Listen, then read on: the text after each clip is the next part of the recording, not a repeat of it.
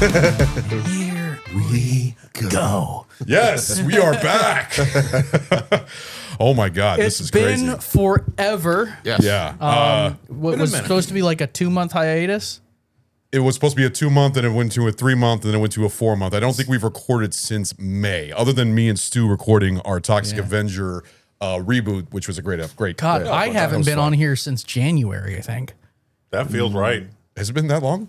No. No. I think that's right. No, because we did the They Live and everything else. Might have been April. Might have been. Yeah, I don't know. Yeah, I think it was April. Okay. But before January, April, same thing. Yeah. And we also have our brand new member here. We got Mike, who has actually been a part as a guest many times, and now he is now an official member of BAF. He's official. Official. Oh, he even got the I'm not shirt. worthy. I'm not worthy. Look at you repping the merch. Fucking fancy man. So we are starting. I'm no longer the rookie. We're starting our comeback. Yeah, that's true. You're not. You're not. Yeah, that is true. We are starting our comeback here for Halloween. I'll give you a comeback. Yeah, fuck you. Anyways, we are going to be doing our Halloween movies. We got about 3 or 4 episodes coming out here, but I'm going to go ahead and dive into our drink. I am hosting what movie we are going to be doing is the original classic Return of the Living Dead, which was actually released on August 16th, 1985. It was directed by Dan O'Bannon. I'll get more to the details after we do the drink, but the drink that we are doing is actually going to be based off Trioxin inside the movie. So this is the Trioxin cocktail. So what the Trioxin cocktail consists of, we have 1 ounce of white rum, 1 ounce of golden rum Kraken. We have 1 ounce of dark rum Kraken. We have a 1/2 ounce of peach schnapps. Then we have a 1/2 ounce of grenadine. And then fill it up with Monster, original classic Monster. So, and then also garnish with a body part, you know, something gummy, which mine already fell off my glass apparently. Dude's nuts. Or it fell in the fucking... Oh shit! It fell on my drink. Yours is in the drink. It's at the bottom of the fucking. Shit! All right. Well, It's in the barrel. Yeah, I got a bone. I think. So, what do you have on yours? You got a. I got a brain of mine and the bone fell off. You got a boner? Swear to God. Which, you know what? I will take a punishment shot because I dropped yours on the floor and there's probably some dog hair on it. I know. Fucking cunt. So, and why am I eating my gummy? I don't even know why I'm doing that. Yeah, you are partaking of the garnish on the drink for the show. Fuck me. Punishment. I am so excited that we're back. We are so back. You are gonna get fucked tonight. You are gonna get sloppy. Ron's just gonna fucking fall out of the chair halfway through. My glasses are fogging up because I'm like fucking heating up here. I'm nervous. Oh God, I'm on stage again.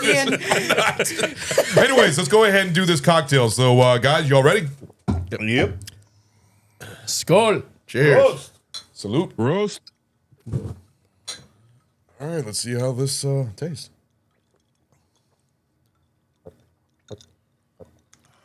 Oh, it's original Monster in there too. Oh fuck yeah. Oh, my nipples are so hard. Nice. I don't taste the alcohol. I don't either. I was gonna say Not at all. I don't taste it at all. Yeah. No, this is And very. I've never drank Monster.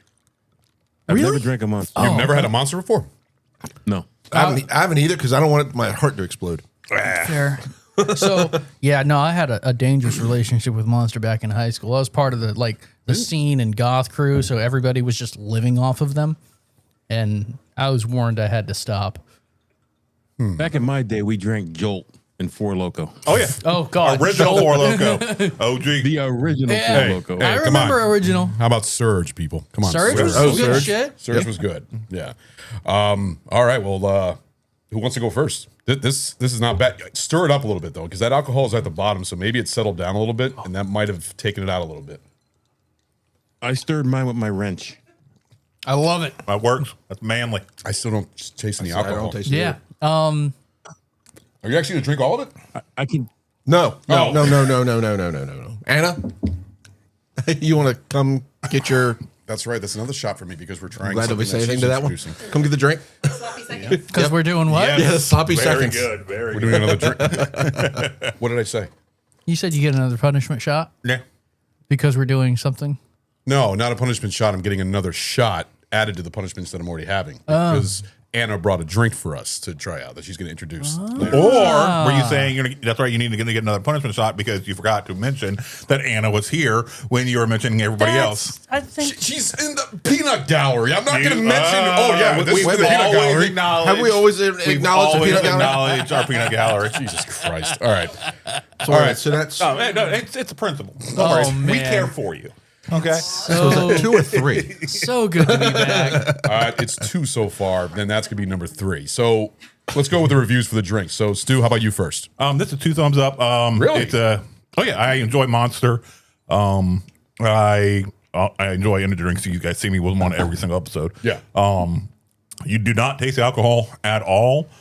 This could definitely be a sneaker Yeah. situation. Oh, yeah. That's This- why I stopped. This would This would be very, very absolutely good. come up behind you and Yes. just brain your ass. And I've always been a fan of mixing liquor and energy drinks. I feel they do a It's good. healthy for you, you know? Yeah. That's why I just love Back- drink. Downers and uppers. Yes, exactly. Equals out. I That's why I call it love, my the Elvis This is Presley not special. medical advice. That's why I love Jaeger bombs so much. Oh, All right. yeah. Irish trash cans, Jaeger bombs, love it. Chase? Dude, the OG Monster is definitely, it's right there in front. Yeah. And I just have such a nostalgic connection to that flavor and the scent of it. It's just reminds me of my party days. So I like it. But everything mixed together gives it a little bit of a relaxed feel from just Monster. Yeah. And So actually, you saying it mellows it down a little bit? it Oh, does. it does 100%. It's like a watered down Monster. Okay. Yeah, I can see that. But not watered down. It's like somebody just took it from 11 Yeah. and put it at 9 for Right. you. You know, it's pleasant. You know, I'm Speaking of that, I'm excited about the new Spinal Tap movie. Fuck yeah. Am I right? Yeah. Sorry. The fact that- you just said It's just funny that they're still bringing everything back from the well, 80s. ours goes to 11. You know, others you go to 10. There's nowhere to go from there. But it's 2 thumbs up, man. It's really well balanced flavor. You don't taste any alcohol at all. Yeah. Dangerous as fuck. I will let you guys know when I finish this because I'm usually pretty well known as a lightweight. You'll be under you the know? table. Yeah. Yeah. That being said, I probably have some actual resistance now. For the last few months, I've been going over to Buddy's house and blacking out. So Trying to get your body like pumped up basically you for know, alcohol, it's, you know? He's been getting ready for the return. it's conditioned. I'm returning to BAF. I got to toughen up a little bit. I got to toughen my nipples. All right, so you give it a 2. 2 thumbs up, man. This is good shit. Awesome. All right. Adam? I 2 thumbs up. It tastes good. There no alcohol whatsoever that I could taste. Wow. And so I was when you told me there was 3 rums in the ground, I was like, okay, this is scary. And I didn't know what to expect. You could throw this in a punch bowl at a party and just watch people pass out because they don't realize Get it. one of those 5-gallon drink coolers from the Fuck construction yeah. site and just fill it up in there. And the whole point I thought about the whole Monster thing is because Monster is an energy drink and Trioxin, it brings the zombies back up to life. So Right. it works perfectly for This will do it. Yeah, oh yeah. So No, you give it a 2? 2, yeah. Mike, As long as my heart doesn't explode, I'm good. All right, how about you, Mike? Like I said, I never had Monster energy drink before. I don't really drink energy drinks at all. Fair. Right. I'm just perky on my own. It's probably a healthier choice, to be honest. So I don't know what Monster's supposed to taste like. Oh, it's delicious. But what I do get, as soon as I bring it to my nose, I get peach schnapps. Yeah. I smell, because I have a history with peach schnapps. Yeah. And I think when I come down for the party, I'll tell you the stories. Okay. Oh, is But, Peach the one that wounded you? No. Oh, okay. I have fond memories of peach schnapps. Okay. Because that's And, like with me, tequila. That's the one that wounded me, so I can't. I like it a lot. It's a little sweet for me because I don't like really sweet drinks. Yeah. You get that with the grenadine and I don't know if the Monster has a lot of sugar in it. Yeah. Oh yeah. A You fuck also ton. get that. I mean, with there's- the peach schnapps are sweet. There's a lot of sugar-free monsters, but this one's actually the full-on sugar version. So I'm gonna give it a 2. It's a good taste and it's a sneaker. Wow. I was not expecting this at all. Dude, this is a fucking banger, dude. Yeah. Oh wow. I didn't think I was gonna like it because it had Monster in it, and I actually hid the Monster when I was buying it at the store. I'm like, this is what I got. Scan it quick. Yeah. Because people who know me know I don't drink that crap. Right. Are you ashamed? I am. All right, shit. Well, I'll go ahead and awesome. So 2, we got 4 2s. I'm gonna give it a 2. I fucking love it. I was really skeptical to figure out what the different rums because it's got a white rum, it's got a dark rum, it's got the golden rum, which has like a vanilla taste to it, and This it's all blended mixed up. so nicely. Yeah, with the grenadine, which gives a little bit of the sweetness, and the peach schnapps. Because there's only a half ounce of peach schnapps, but it was an ounce of all the other ones. But then mixed in with the Monster, I just taste Monster, and I was thinking maybe everything just came to the bottom. But I stirred it up and still drank it. It was like it still tastes the same. So I figured everything settled down, but it didn't. So it really mellows it out. You don't even tell that there's alcohol in there. So yeah, I'm gonna give this a fucking 2. I would definitely make this again. I'm very surprised at this. It's a very expansive drink with how many ingredients there are in it, but it's good. I love it. So 2. You know what might be interesting, just because of the film, to tie it kind of into the Tar Zombie, like a little bit of Jaeger, because I think Jaeger might be a little bit heavier than this. So you put a few And call it the Tar splashes Man? there and have it kind of drip in as it drips down. I see what through you're the saying. trioxin Yeah, and stuff yeah. like that. And I think that might be an interesting visual. Plus, give it a little bit of a licorice, It would. little bit of That a wouldn't be licorice. bad. I would love to try that. Just something just a little different. Yeah, we're definitely gonna talk about the Tar Man. I love the Tar Man. Oh, yeah. but Don't make sure you call him a man. Don't call him a baby. Oh, no. all right, so let's go ahead and get into the details. I'm surprised that the drink came out this well. I'm very happy. Yes. All right. Knocked it out of the park, man. Thank Good you. job.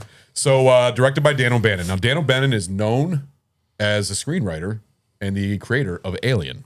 So that's one thing that you always remember Dan O'Bannon for. But he's actually directed and written a lot of other movies. He wrote Dark Star, which is a John Carpenter film. Alien, of course. Dead and Buried. Heavy Metal from 1981. Contributed to the B-17 animated segment. Blue Thunder, Life Force, which is actually a fun Tobe Hooper movie. You remember Life Force? Yes. The space vampires. Then Invader from Mars, another Tobe Hooper film. He also co-wrote Total Recall. Did you just say Tobe Hooper? Tobe Hooper. Tobe Hooper. Okay. Yeah. Poltergeist director. I just wanted to, he I was wanted to make actually sure we weren't supposed to getting direct any. this one. What was that? He was actually supposed to direct this one. Who? Tobe Hooper?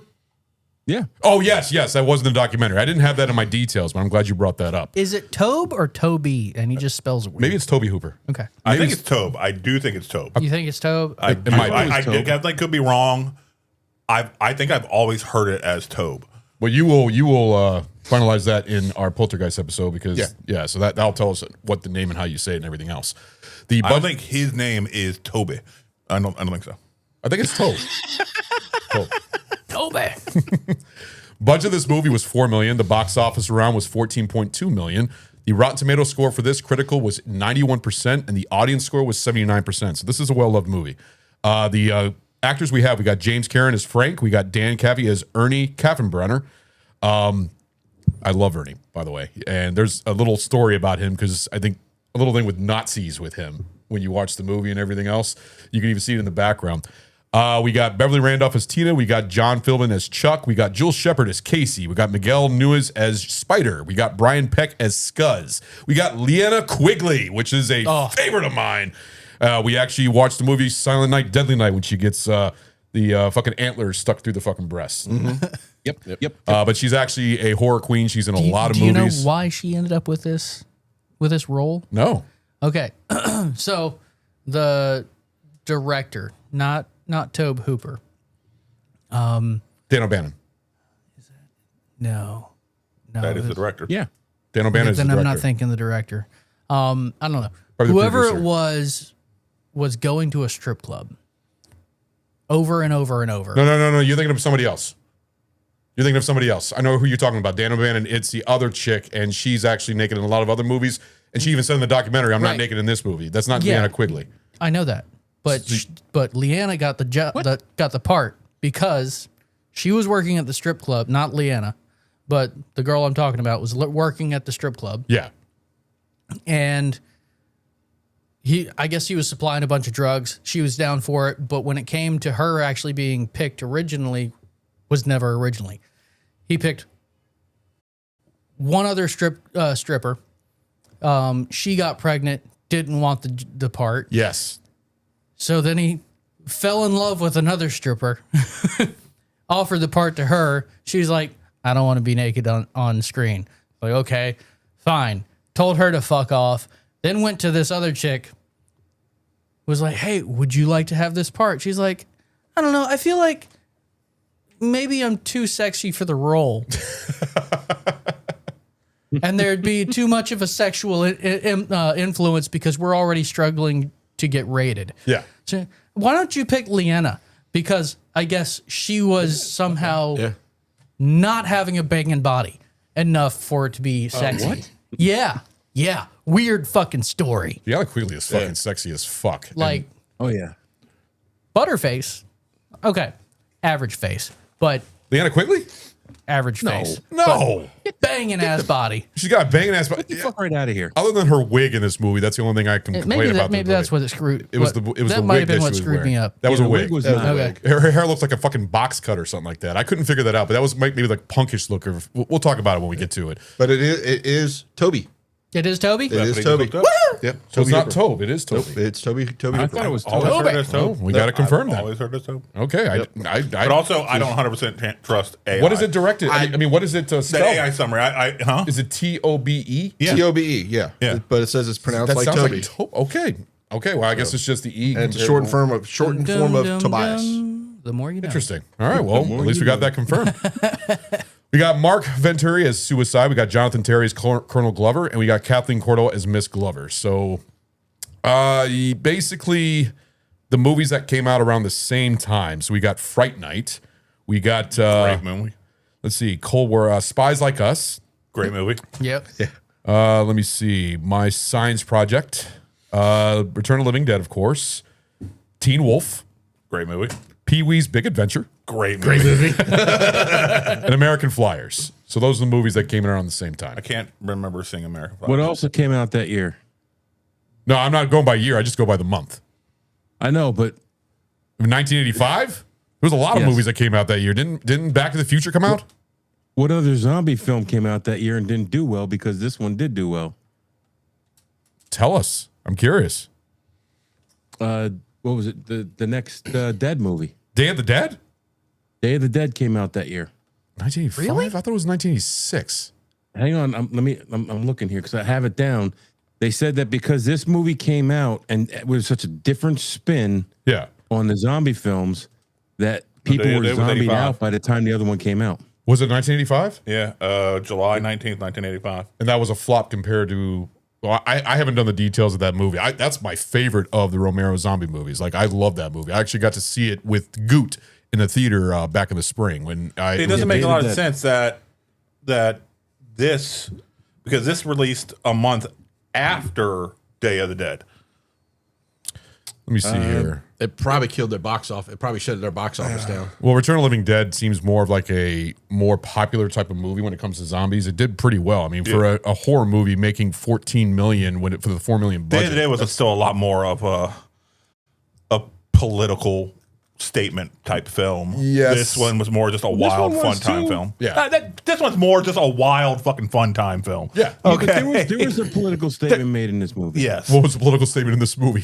That the military will fucking kill you to cover up their issues. I kind of feel well, that's in all the It movies. isn't to cover up their issues. It's they know shit's gone fucking sideways. We need to contain. That was a military issue. They'll fucking kill you to cover it up. It ain't to cover up. It's There to was very contain the much a shit. social Of course, it kind of commentary in this backfired. movie. Social commentary in this movie? Yeah, it was about consumerism. Yes. And the military war machine and how they would do experimentations and whatnot. Yeah.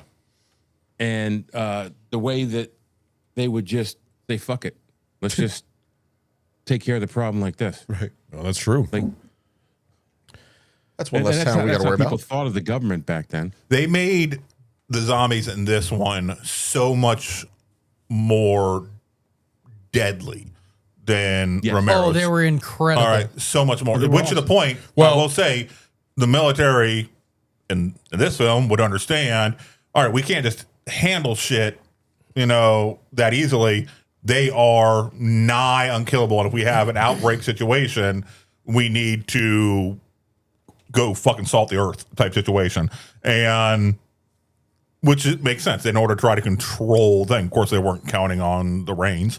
Right. Well, this also Aerosolized everything. Yes, they're like, oh, fuck. I think this is also the start. And I might be wrong. There might have been movies in the 70s, the start of the running zombies, because these zombies actually run.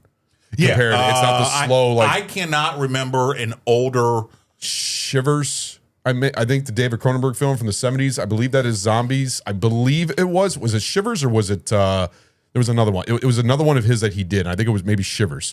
And they do run. Night of the Creeps. Did they run in Night of the Creeps? The zombies in Night of the Creeps? Because I believe they were slow. I don't remember. Because this way you actually see like a horde of them running towards the cops and the guys in the ambulance and stuff like that.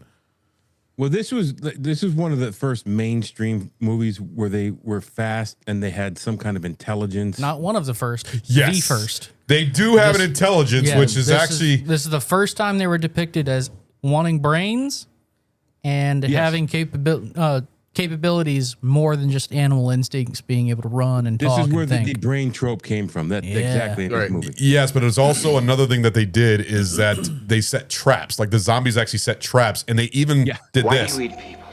Oh, not this one. Sorry. They also right here. This one where this zombie actually. Come in dispatch. Send more paramedics. Where they're basically telling the paramedics to get there so they can eat them up and everything else. Shivers That's was the my one with the favorite line in bugs. the movie. Shivers with bugs? Yeah, where they're transferring the bugs, the parasites. No, it's okay.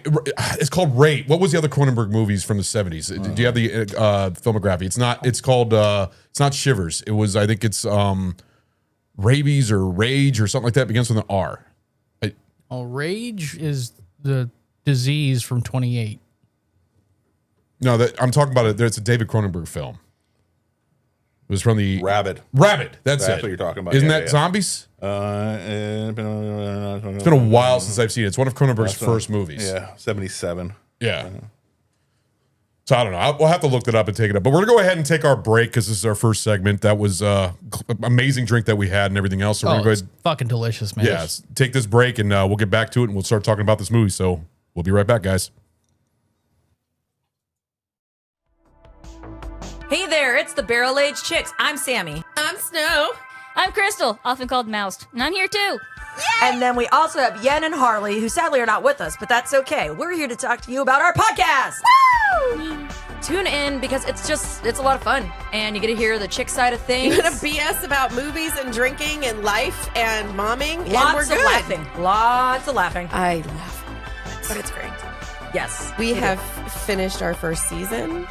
And we're starting our second season. Good Lord. 2024. Here we come. I know. Enjoy it. Join us on all of the platforms. Hear them talk and me listen. You talk. You can find us on Instagram and Facebook. Pretty much anywhere you can hear voices on a phone. And yeah, so give us a follow. Check us out. Watch us give Ron aneurysms. It's the best part. And thanks for listening. We will talk to you soon. And we are back with our BAF Halloween edition shows. So back to Return of the Dead. But before we do this, it's shot time. Yay! So before we get to my shots that I have to take or spin of the wheel, do I have to spin the wheel or am I just taking them? Lord, what am I doing? No, you're spinning the wheel. Yeah, spin the wheel. Fuck, we haven't done a wheel spin in a long time. This is Be good. if it's a self-destruct, yeah. Or grab something else. Grab something yummy. Well, that's true. That's true. Hopefully. All right, so what we're going to be doing right now is we haven't done our Malort shot. Me and Stu did it on our last show for Toxic Avenger, but I feel like it's fair that we all take a Malort shot since it's been such a long time. I don't think that's fair. It's more than fair. More than fair. So we're going to go ahead and pour our shots right here. Yeah, I figured you'd say it. Feel slightly unloved right now. Back to the basics here. So let's see. I'm measuring this sucker too. Just drink from the bottle, Mike. You know you got it. You want me to take yours, Hat? That's fine. I hate this stuff. Thank you. Yes, sir. You know you missed this. Not even a little bit. I might even smell it. You got yours? All right. And it's over in a peanut gallery laughing her ass off. A toast. Well, I mean, she's going to finish your other half, right? You have a good point. I'll drink half and she can have the other half. Yeah. For the return of barrel-aged fuckery. The return of barrel-aged. Skull. Mike? Thanks. Prost. Salute. Here you go. I left half for you, Anna. All right. Since you're coming over. To him? Oh. Now, She doesn't mind it at all. She likes it. before, I don't know why, but that tastes very alcohol tasting than normal. Like rubbing alcohol. I don't know what. No. Did you re-ferment the Malort? I don't know. Something different about that. Tastes normal to me. All right. So Anna, we have Anna as the peanut gallery. She's going to introduce us. First, she's going to give us a review. What did you think of the drink that we did, the Trioxin cocktail? Wait, did you just have us do Malort before we try what she brought us? We'll get over it. We'll be fine. You destroyed your taste buds. Yeah. I'm going to get other shot glasses. I'm going to have Chase go grab them over there.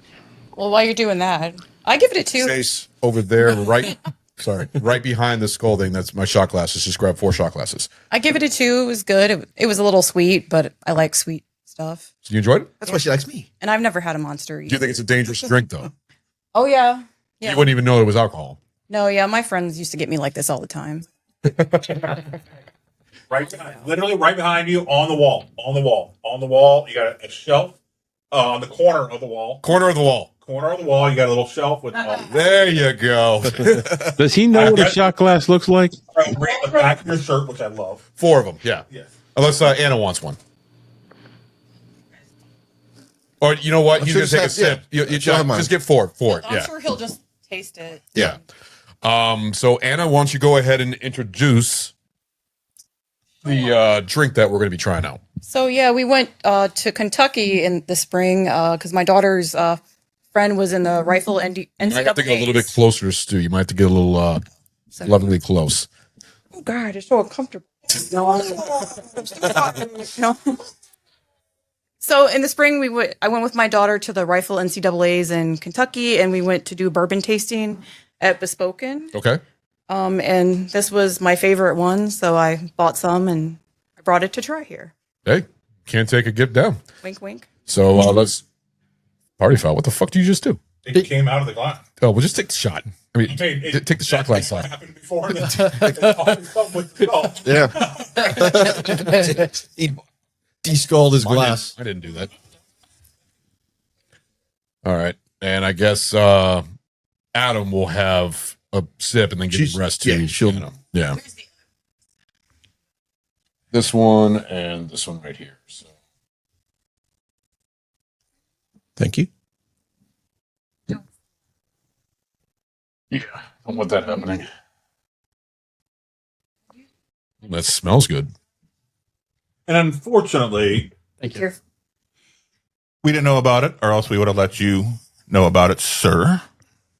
Molto grazie. Yeah, sorry, Mike. I'll get This some was kind of- scotch and bring it down then when we take a break again. That works. That's a beautiful coloring to it, I will say.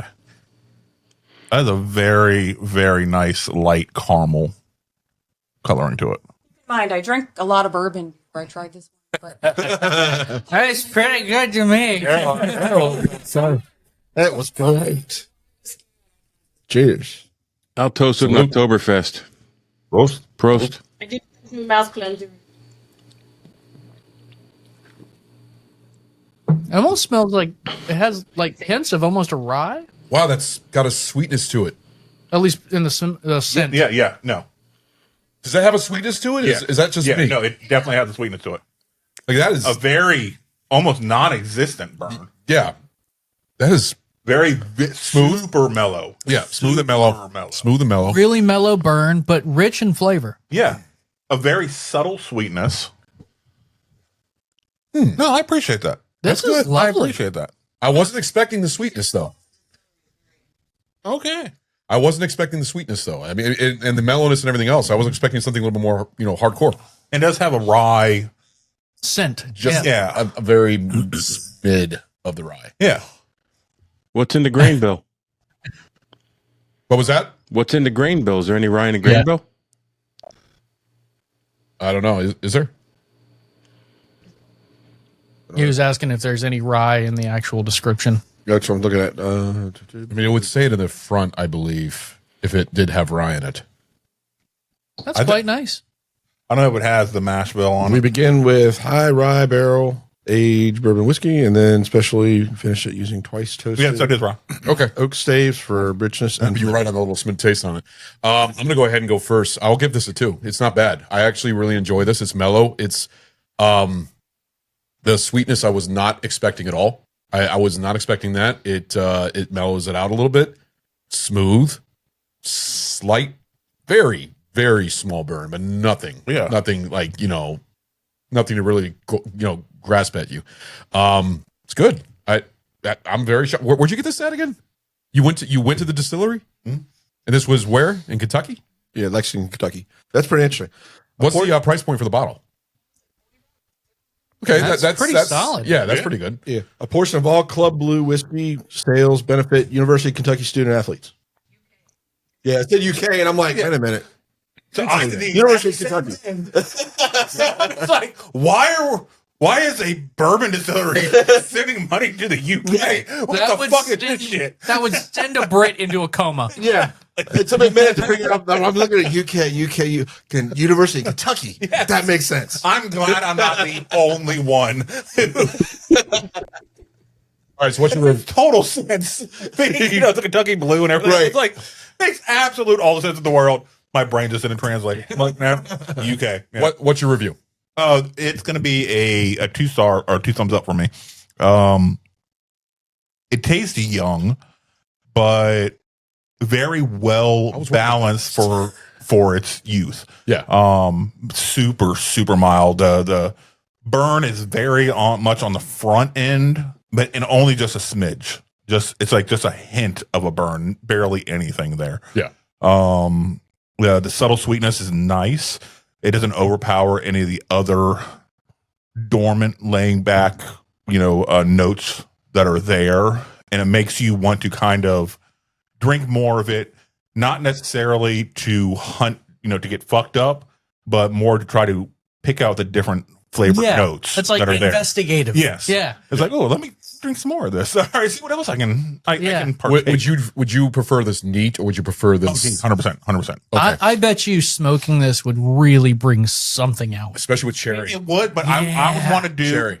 Probably I wouldn't want to do that till after I've had a good handful of shots of this straight, just so I can start understanding all of its own layers. He's not here to sip. He's just, okay, cool. Yeah. Okay, cool. No, okay. I want to understand its own layers, and then once I've found its own layers, then go ahead. Let's see what we can elevate it with. Yeah. All right. Stu, can I ask a question? Yes. When you get that little bit of burn, where do you get it? The lips, the tip of the tongue, the mid tongue, or the back? Very tip of the tongue is where I got it. The very tip of the tongue. Okay. Like it's super mild, and it goes away in an instant. That's it's there. Like, hey, this is alcohol, but barely. that's the only real tell. What's that the it's percentage on that? Get the bottle for you. It's at least 80, I would say. That's 90 proof. 90 proof, 45% alcohol. Hot shit. Yeah. I was actually guessing about 43, so No, it's 90. What's your review? 2 thumbs up. That is really well rounded. Anna, you knocked it out of the park. Especially for the price point. Yeah, absolutely. It's a steal for that price, I think. Yeah. No, you lucked out. Honestly, that could definitely become That'd part be of a the daily, staple. the daily drinks. Yeah. All right, easily. Be very happy with it. And I've been rocking Monkey Shoulder. for yeah. a long time now. Monkey shoulder's good. Yeah. Monkey shoulder's good. That's a good that's, scotch. That's my go-to most of the time. Yeah. I would 100% pick this up instead. Yeah. I believe we did monkey shoulder for Indiana Jones. Mm-hmm. I believe that's when we did that one. Adam? We'll give it 2. It was good. The sweet surprised me. We're just knocking out of the park with these drinks tonight. Good. This is a good way to come back. Yes. I will make a card. I will make a card for this one too for review. I'm going to take a picture of it. Fucking suck, probably. Yeah. All right. I gotta drive us home. So Now that we've all talked about it and raved about how awesome it is, what is it called again? I still give it a 2. It's called it's by Bespoken. Club Distillery? Blue Kentucky Small Batch. Club CB. Yeah, cool. Club Blue. Club Blue. Sorry, your Club Blue Kentucky Small Batch. Yeah. All right. Can I tell you about it a little? Absolutely. Or about If you're like chomping at the bit, I want to hear it. It's just because the lady, we were the only people in there, and she told us so much about this stuff. I got a T-shirt, I got a candle, I got stickers. I mean, I didn't think I was ever gonna leave. I got a rock. That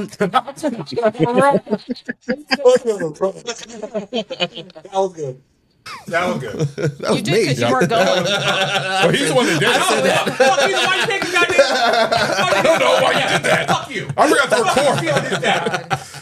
record. So, just to tell you about it a little bit, they don't age it in full barrels like in the conventional way. They use micro staves inserted in metal kegs. So they are a lot younger. Like they only opened in 2017 or 2018 or something like that. Oh, wow. Okay. Wow. So just kind of interesting. Well, Anna, thank you very much for bringing that to the show. It's nice to see you again, our famous peanut gallery. All right. It's not chill filtered either. Yeah. All right, on to my 2 spins of the wheel. So let's see what we got. Hopefully I get a self-destruct. Yeah, spin it right. Don't do nothing stupid. That was a good spin. Ron All right, Sick, Stu, Ron what is Sick, it? Ron Sick. You know what? I'm pretty good with that. Cock shot. Ron Suck Dick. Cock shot. All right. Here. I will take that as me calling my shot. Anna, right go there. ahead and fill the balls up. Go ahead and spin it again because maybe it'll be a double. Please don't be a double. All right, let's see. Number 2. You could take a double load. Hey, yo. Easily. Grab something yummy. Oh, There you thank you. There you go. I got something yummy. I'm happy for that one. All right, so I got my shot. So we got our. Who is abusing their microphone? It sounds like you're fucking using it as a speed bag. What are you talking about? Oh, he's moving his mic around. Yeah. Yeah, he's been adjusting it. Yeah, in order to try Here. to... Okay, well, I'm sorry if I'm trying to be able to read what the goddamn fucking spin is. Hey, Mike, there you go. You're lucky. We didn't get a self-destruct. You happy? Jesus Thank you. Christ. I Why are appreciate you that. from the fucking Sopranos now? Hey, you happy now? you're in luck.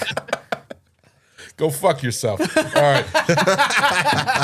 Oh, shit. All right. I'm curious. Tommy, what go she's- fuck yourself. Actually, Tommy, put the fucking gun down. Tommy. Anna, go ahead and grab me a Miller Lite inside of the fridge for my grab something yummy if you have a chance. There should be one in there. Mineral water? And Chase, have you tried there's this yet? should be a can or a bottle or something like that. All right, so it's beer Miller High Life brewed is fine. with I'll real take that. citrus peels with a splash of real citrus juice, brewed with orange juice and lime peels. You don't mind if I use it, dude? No, it's fine. Hey, pass this over to Chase. I was going to say, that is right up my It alley. is super bright. Except for this. Super bright, I'm telling you right now. Except for That's that what I part. said. Just That's drink. exactly what I said. Glad to be a return of BAF. This is great. I'm really enjoying this. This vibe we got here. So That's fucking lemonade, bro. It's super fucking bright, right? That's a super light shandy. That's Yeah, lovely. Exactly. lemonade. I wouldn't It's say not lemonade. I would say more of like the an lime orange. and Tracy, juice. fuck you, all right? The lime and the orange juice, I think. It was Two hyperbole. and two together came up with "fuck you." But That's yeah, great. I'm very happy with this. That's actually quite nice. I like that.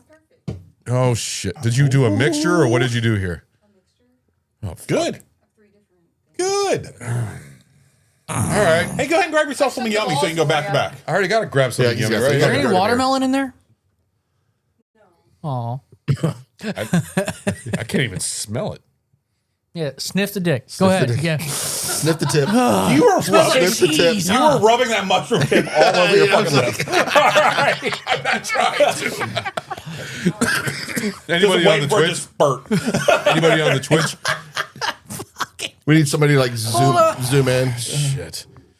Hey, do me a favor. Open that up. I don't have a bottle opener on me. I don't even I'm have in a the lighter. chat. I don't see anybody, but Yeah. Nana TV. Hey, nice stream. I really. What the fuck? What have you done? I didn't do shit. what? Oh no, that's my bad. You scared the shit out of me. I thought I fucking stopped recording. Nice stream. I really enjoy watching. I'd love to join your next stream sometime with some friends. If you don't mind, feel free to add me on Discord. I think that's a bot. Yeah. Nana TV. This seems scammy, but I'm willing to chat just in case. Okay. All right. Yeah. Well, we'll see what happens. All right. Well, let's go ahead. What's the date of today? I don't know, but I got to take this fucking shot and get Today it is the over so we can get back to the 19th. movie. This account was created on the 19th. Oof. I'm pretty sure Oh, it's a yeah. scam. Oh, yeah. That's Hey, buddy. Yeah. Something to tell her next time.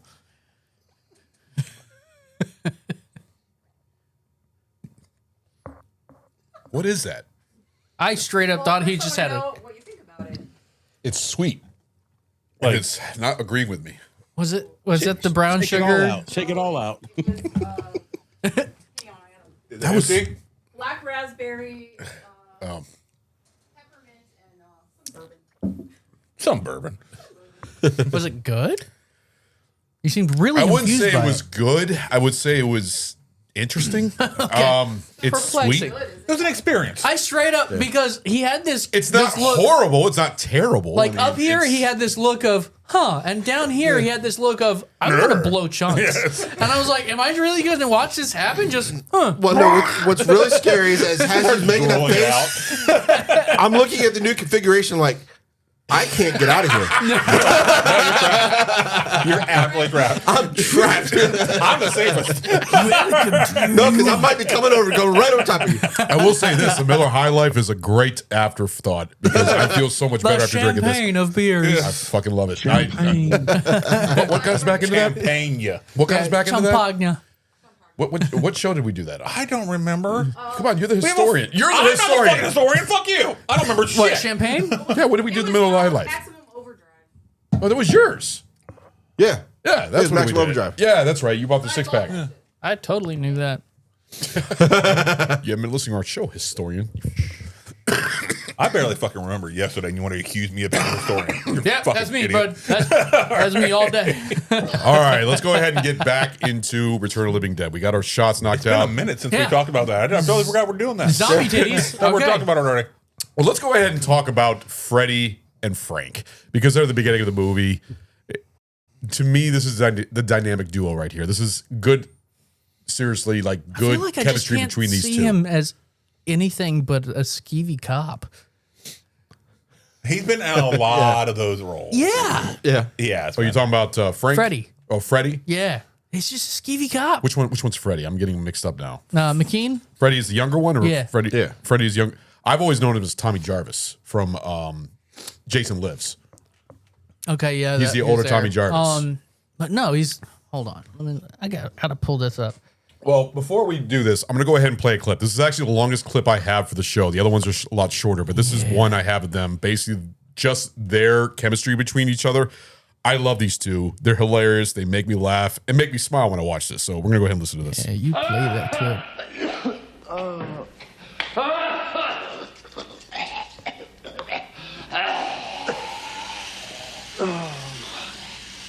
This is real suggestive, bud. Sounds like a dog. Wait a second, listen. Did you hear that? What the hell's going on here? Now, really what happened was they opened the Trioxin container and got sprayed with all the fucking shit from it. And of course, it brings back the dead.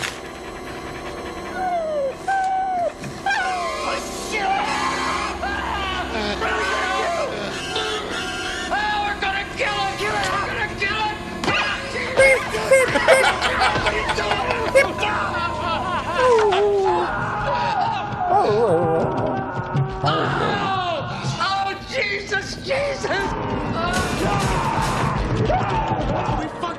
happening? The cadaver! What you doing in there? I don't know. It sounds sore. Well, what are we gonna do? Lock it in! Yeah! Oh, Jesus! Oh, Jesus Christ! We can think. We gotta think. Come on, get in there! Oh, Jesus Christ! Are we going crazy? No, it's that crap on the tanks. That goddamn chemicals. It's all over everything. Stupid asshole. Watch your tongue, boy, if you like this job. Like this job? think. We gotta call the cops. No, you don't want to call the cops? You know what the cops will do to this company? Who cares about the company? Well, think of our reputation. Your reputation. Think. What about the number on the side of the tank? The one that said to call in case of an emergency. No, that's the army. You know what the goddamn army around this place? Think. What are we gonna do? What are we gonna do? We're gonna call the boss. I don't know what it is, but every single time, I mean, because in the beginning when he's teaching him the job and everything else, and I was just laughing at their dynamic. You know, he's talking about, yeah, you want to know about the barrels down in the basement, the things down there. It's just kind of hinting to him and everything else, and just the way they're talking to each other. And it's funny because the Frank and Freddy duo, because they are the first zombies that happened. They're the whole reason why this actually happened. The Return really of the Living felt Dead. like when Frank was offering to take him down to the basement. Oh, he sounds like Frank was gonna rape him. Oh, Frank is totally gonna fucking just bend him over. No, you like your job, boy. No, it wasn't even that. It was just also when he was like, come on. Like, he was 100% gonna rape him. 100%. This is the extra part of the job. I got some wood that needs polishing, boy. Here's your bonus. Oh man, but no, I think they really hit it up, and basically throughout the whole fucking movie, to the point where they were the first zombies and everything else, and even I believe Frank is the older one, right? Frank is the older one, where he actually kills himself. He always goes to do like a dramatic rather scene. than spread other people. Yeah, hurt, especially his wife. Crystal goes, I called it. I knew he was too much of a sweetheart. That's wonderful. I mean, That's yeah, wonderfully burned himself alive. He didn't want to burn himself affect dead, his wife I at all. I guess. mean, that's why he took the ring off and put Honestly, it was really sweet. Yeah. And you know, what it reminded me is because we're not going to talk about the sequels, because the sequels. Or did he just know he had no chance of catching any of the living ones? Yeah. And they were in pain. Yeah. That was the whole point of this. They were in pain. So he's like, I have no chance of ending this pain. So I'm going to end the pain the only way I can think of. Yep. And that's to fucking burn, baby, burn. So I'm just going to seed the clouds. That's with the my thing, dust. is that exactly. pain is actually what makes him feel better, because it did that in the third movie, Return of the Living Dead I think 3. you're talking about my ex. Now, we're not going to talk about the sequels that much, because this is mainly just the first movie, but the third movie also has a part at the end of the movie where the couple kind of kill themselves in the furnace also. Yes. So it's kind of a bring back to the first movie. But that wasn't set up in this. No. What was set up in this is they were constantly in pain until they had brains. Brains. So was would the you only say thing that they stopped changed the it? pain. You feel like Yes, they changed it a little 100%. bit? Okay, so I figured Could that you just dose They him needed with to make heroin? her fucking. They needed to have a reason to make what's her name, the fucking the dead bitch in the part 3 to she was hot. Yeah. The girl that's on my shirt, actually. yes. Yeah. All right, in order for her to get more orgasmic. All right. So like, all right, pain causes her to fucking, get off. Yeah. All right. And so they just rolled with that.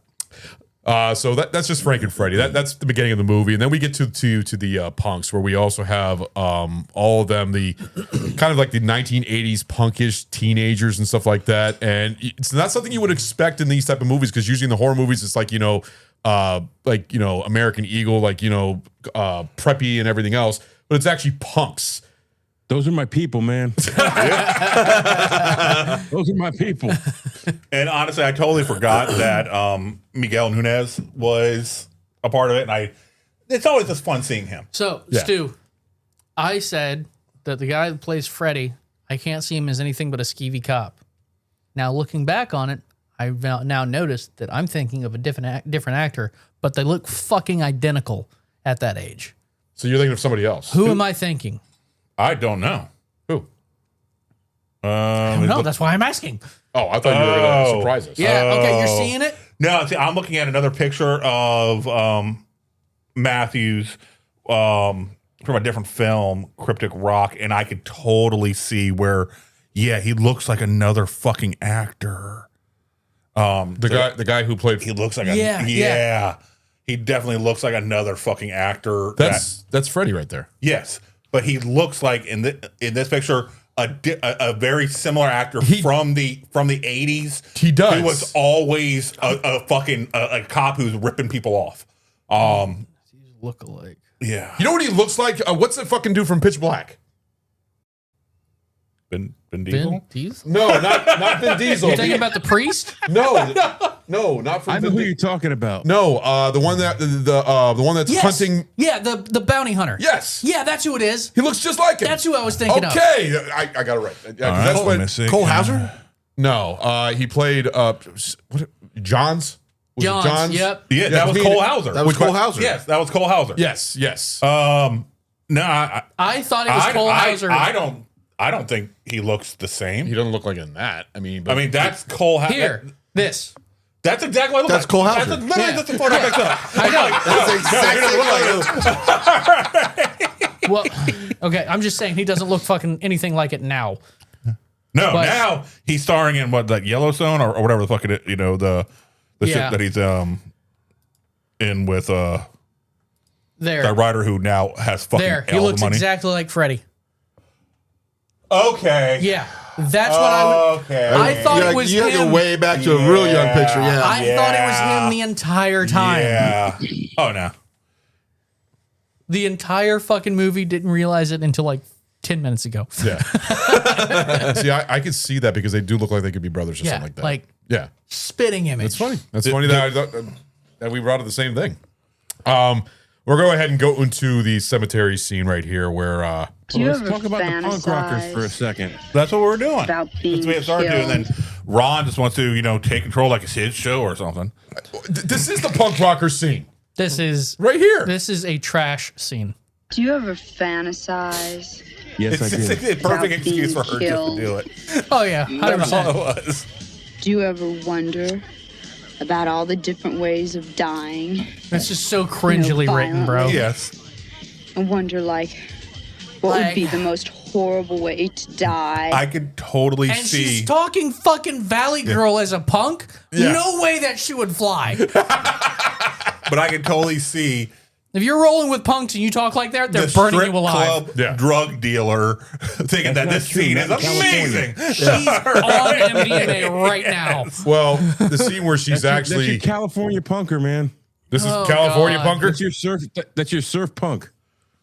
I your didn't see Agent Orange nothing about punker. her that was surf. Well, what did you all think of her dancing on the beautiful. fucking cemetery? It was a thing of beauty. Her dancing on the set.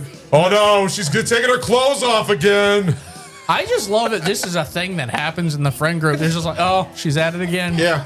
Another Tuesday. Cool. And at least, I will say, at least like Suicide was just like, fucking A, I ain't fucking in for this shit right now. God damn. Fuck off, bitch. I'm being broody. Fucking, No, he says like leaving a he says, snail like, trail respect the on dead. his leg Yeah. at the time. I just think we need to sit back and appreciate the titties that she's showing us. Oh yeah. It's Yeah. not just the titty. She shows everything. And actually, there's a little trivia to that also, to the fact where Yes. they actually filmed that scene. I was kind of blown away there was no merkin. Yeah, she was wearing one. Was it a bald cap? Go ahead, Mike. So they asked her to shave her pubes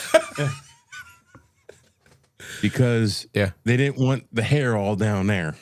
Yeah, I think one of the in the documentary, like one of the producers, like, you can't show fucking pubic hair in this movie. That's going to give it an X rating. You can't do that. So Then they were like, So that's even they worse. said shave it and actually changed the way they did the whole scene because they were trying to hide her pubes before, and because she shaved them, they didn't have to do that.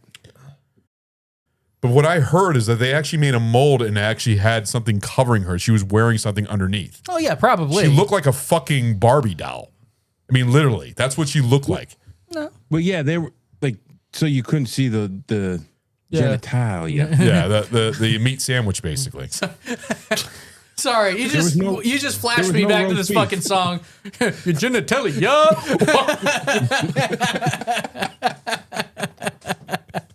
I love that Stu is the only one that understands that reference. Show me your genitals. Also, while they were doing that scene, because now for the rest of the movie, she's naked. Yeah. Basically, yeah. While she's a zombie, she's naked. Like the rest of the movie, and it was freezing cold. Oh yeah, and raining the whole time. That poor girl. And they actually gave her a small portable heater for between cuts, just to heat up. But she almost got hypothermia because she never covered up the whole time. The whole time, the rest of the time filming, she was naked in the rain. Hey, well, that's the thing about these days. And the thing about Liana Quigley is that she's a trooper because she does not mind nudity whatsoever. She actually enjoys showing her body off and has no problem whatsoever. That's why a lot of people always ask her to be in the movie. That's why they named a film after her. I have to say, what was the movie? I enjoyed Down her Under. showing her body off. Well fucking played. That's a good one. That's a good one. Good. That was good. You had that one racked up for a while. I didn't. I didn't. That worked out perfect. Go ahead, Mike. That was it. Just the whole graveyard scene, and the rest of the movie. That she endured freezing temperatures. Yeah, while she was naked. Yeah, and she did that fucking dance. They would water her down between scenes. Oh my god! To keep the wet look. Well, I will say the best acting I felt from her the entire film was probably the truest situation. Her in the back of the cop car asking for something to fucking cover her up. Right. All right. I don't know what this is. It's this acid It rain. wasn't a cop car. Burning. It was the regular car. But yeah, Yeah. this trying to cover it. And I'm like, she's probably legit just really fucking cold. And Yeah. she's begging anybody to give her a fucking blanket at that time. Yeah. Yeah, that was probably not a line. Yeah, that was her like, just please cover me up. legit doing it. I'm like, this is the most realistic I've seen her or will see her the entire fucking film. I mean, honestly, putting up a performance like that in freezing conditions like that, fucking props to you. Hell yeah. But then we get to some other. We're going to skip throughout the movie here and here, and this is the one thing that I love about this movie. And I've actually played this theme overall at our Halloween party. It's actually in my Halloween mix because it's the Trioxin theme. Or when they're burning up the bodies, which I think is hilarious because the Frank and Freddy, they took the what was it, the body that was inside the freezer and they cut it all up so they can get burnt, and then it got burned up and everything else. Took it inside and they finally put it in the furnace, and basically all the ashes turned into all the trioxin and spread out to everybody with the acid rain and everything else. But this music playing when this is going on and you just see the green mist and everything, this is just fun. It's just it's just beautiful in how it looks. And you see it's like spreading and everything else. You're seeing the nice special effects where you see the water going down the graves. Yes. Oh yeah, no, that was fantastic. That was really cool. Where you just see the camera just panning right down the dirt, and then seeing the oh man. There's very few things that I will say that I feel that this film got really right, and like that scene right there, the spreading of the seeding of the environment with their it. concept of zombies and how it goes was immaculate. I don't think I've seen another movie that has a truly terrifying concept of what a zombie is as this. And then they made it all campy, which I get. It was fun. It was enjoyable. Yeah. It didn't take itself seriously, but it could have. But let me ask you that. Well, that's the thing. This movie's campy. The third one is actually a little bit more serious, even though it's still. Third one's super campy. It's fuck campy. you. Fuck you. Third one's super campy. It's campy as fuck, but it's not like comedic. What I'm saying, it's not comedic. It's late this one 80s goes. campy. This goes for comedy. Yeah. Okay. Third one wasn't comedic. I would say comedic. It was campy. Go ahead, Mike. There's a reason why it's like that. O'Bannon is not a fan of horror movies. Which is funny because most of his movies are horror too many movies. Slasher films, too many 80s slasher films at the time. Yeah. That were just gratuitous violence. And he thought that you had to have enough humor or dark humor to offset the violence that was in the movies. So you gave someone the scare, but you had to give them the laugh too. No, see, we'll go back to like Alien. All right, Alien right there. Very, very minimal humor. Very minimal humor. He pulled that entire. But that was psychological horror. Exactly. Yeah. It was, but it's still horror. All right, it was still where I go when I hear this is Guillermo del Toro when he was looking at, was it Pinhead he was part of? Pinhead. He wasn't part of Hellraiser. No, I know. Clive Barker. Was it Clive Barker? Clive Barker's Pinhead. Yeah. So they went to the theater and they realized that people that go to horror movies are going there to laugh. Yeah. He was like, oh, well, make this badass and just max out the practical effects and make it horrific, and people are going to love it because they're going to laugh their ass off. Do that. Yeah. No, I agree with you on that. I actually want to bring something up. You've seen this before. Multiple times. You've seen this before. Long time ago. Mike, you've seen this before. Absolutely. I believe Chase is the virgin of this movie. Yeah, I saw it last night. Yeah. Really? Yeah. Which reason why I was really excited to have Chase on board for this movie, because when I heard that he's never seen it, because you said you've seen this one before, right? Nope. Oh, fuck. I haven't seen any of them. Oh, okay. Well, okay. When I heard that he saw this, I was like, wait, that he's never seen it. I was like, oh man, you have to be on this episode, and I have a feeling you're going to love this. Yeah. And then I texted and was like, so what did you think of this? And you said, this is, what did you say? I think this, I just said it earlier, the best construency of a zombie idea ever. There you go. The idea, yes. It's almost even practical. But the delivery was so shit. That's, over the top. I never commented on the delivery. Oh my god, It was supposed to be. Yeah. But they also were trying to go something different from Night of the Living Dead. Which they had to, though. It's Yeah, just but they even brought it up in the movie, because they even said, don't they, what did they say in the movie? Oh, they had to change stuff so they don't get sued, you know. And Well, they fourth walled like 3 times. They or did. 4 Yeah. times. Yes. Well, I mean, I just mean But that. that boiled down to the split between Romero and Yes. the producers of this film. Yeah. yeah, it's just that who has the rights to what. The way And- they put this together, they could. Well, it was a legal thing. Yeah. Yeah. It was legally binding. Yes. No, the thing is, the producer of this movie was actually sued by George Romero, and there was actually a whole battling within the courts and everything else about this movie, because Return of the Living Dead was originally going to be a sequel to one of the Night of the Living Dead movies, but they tried to part, and then George Romero tried to sue them. There was a whole thing and everything else, to the point where Romero and the producer, and they're still friends. Well, Romero's dead now, but at the time they're still friends. But yeah, there was a whole back and forth thing. And there's a lot of people that would also do a versus on which one's better, the Night of the Living Dead series or Return of the Living Dead series. The Night of the Living Dead is more political, more social commentary, more, slower pace. The zombies are different. This one, to me, is more fun. It is. I'd say this is more fun, more of entertainment. I mean, they're both entertaining, but the fact is that this is more of like a popcorn flick. I wouldn't say would you say Night of the Living Dead is a popcorn flick, though? I mean, more of a... No, because of the commentary, because of more of like the dialogue and stuff like that, compared to this one. Especially when Night of the Living Dead, the original, came out, it was very much... Which I watched this afternoon. Yeah. But it was very much a scary idea, scary concept, deliverance of the ideas. And it was a great political statement at the same time. Yeah. And then the remake did a great job, of course, which we did that. If you guys want to check that out, that was our last year Halloween. Stu did a great job where we did a Night of the Living Dead versus Night of the Living Dead. Great episode. And to the point where even this year, they're finally releasing the director's cut of the remake of Night of the Living Dead that's coming out next Tuesday, actually, believe it or not. I can't wait. I'm going to make... You're burning me a fucking copy, goddammit. Yeah, I pre-ordered that because apparently it's hard to get right now. But there is a Night of the Living Dead, Tom Savini's director's cut. So where the extra gore is added in, where they actually even make the beginning in black and white. That's what I saw the rumor about, where he tries to make it black and white and then it transcends over to color.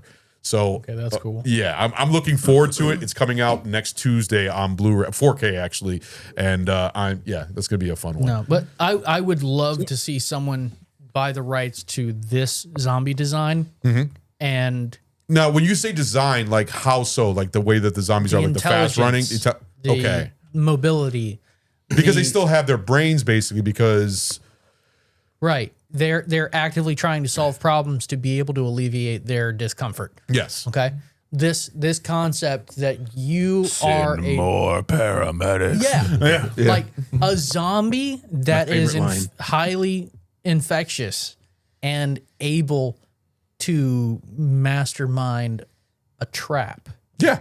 They set so many traps for the paramedics and the fucking cops. It's amazing. And it is, honest to God, would be the most horrifying zombie design ever. Yeah. If you took that and made it fucking serious. Yeah. Like 28 days and 28 weeks later, got nothing on this.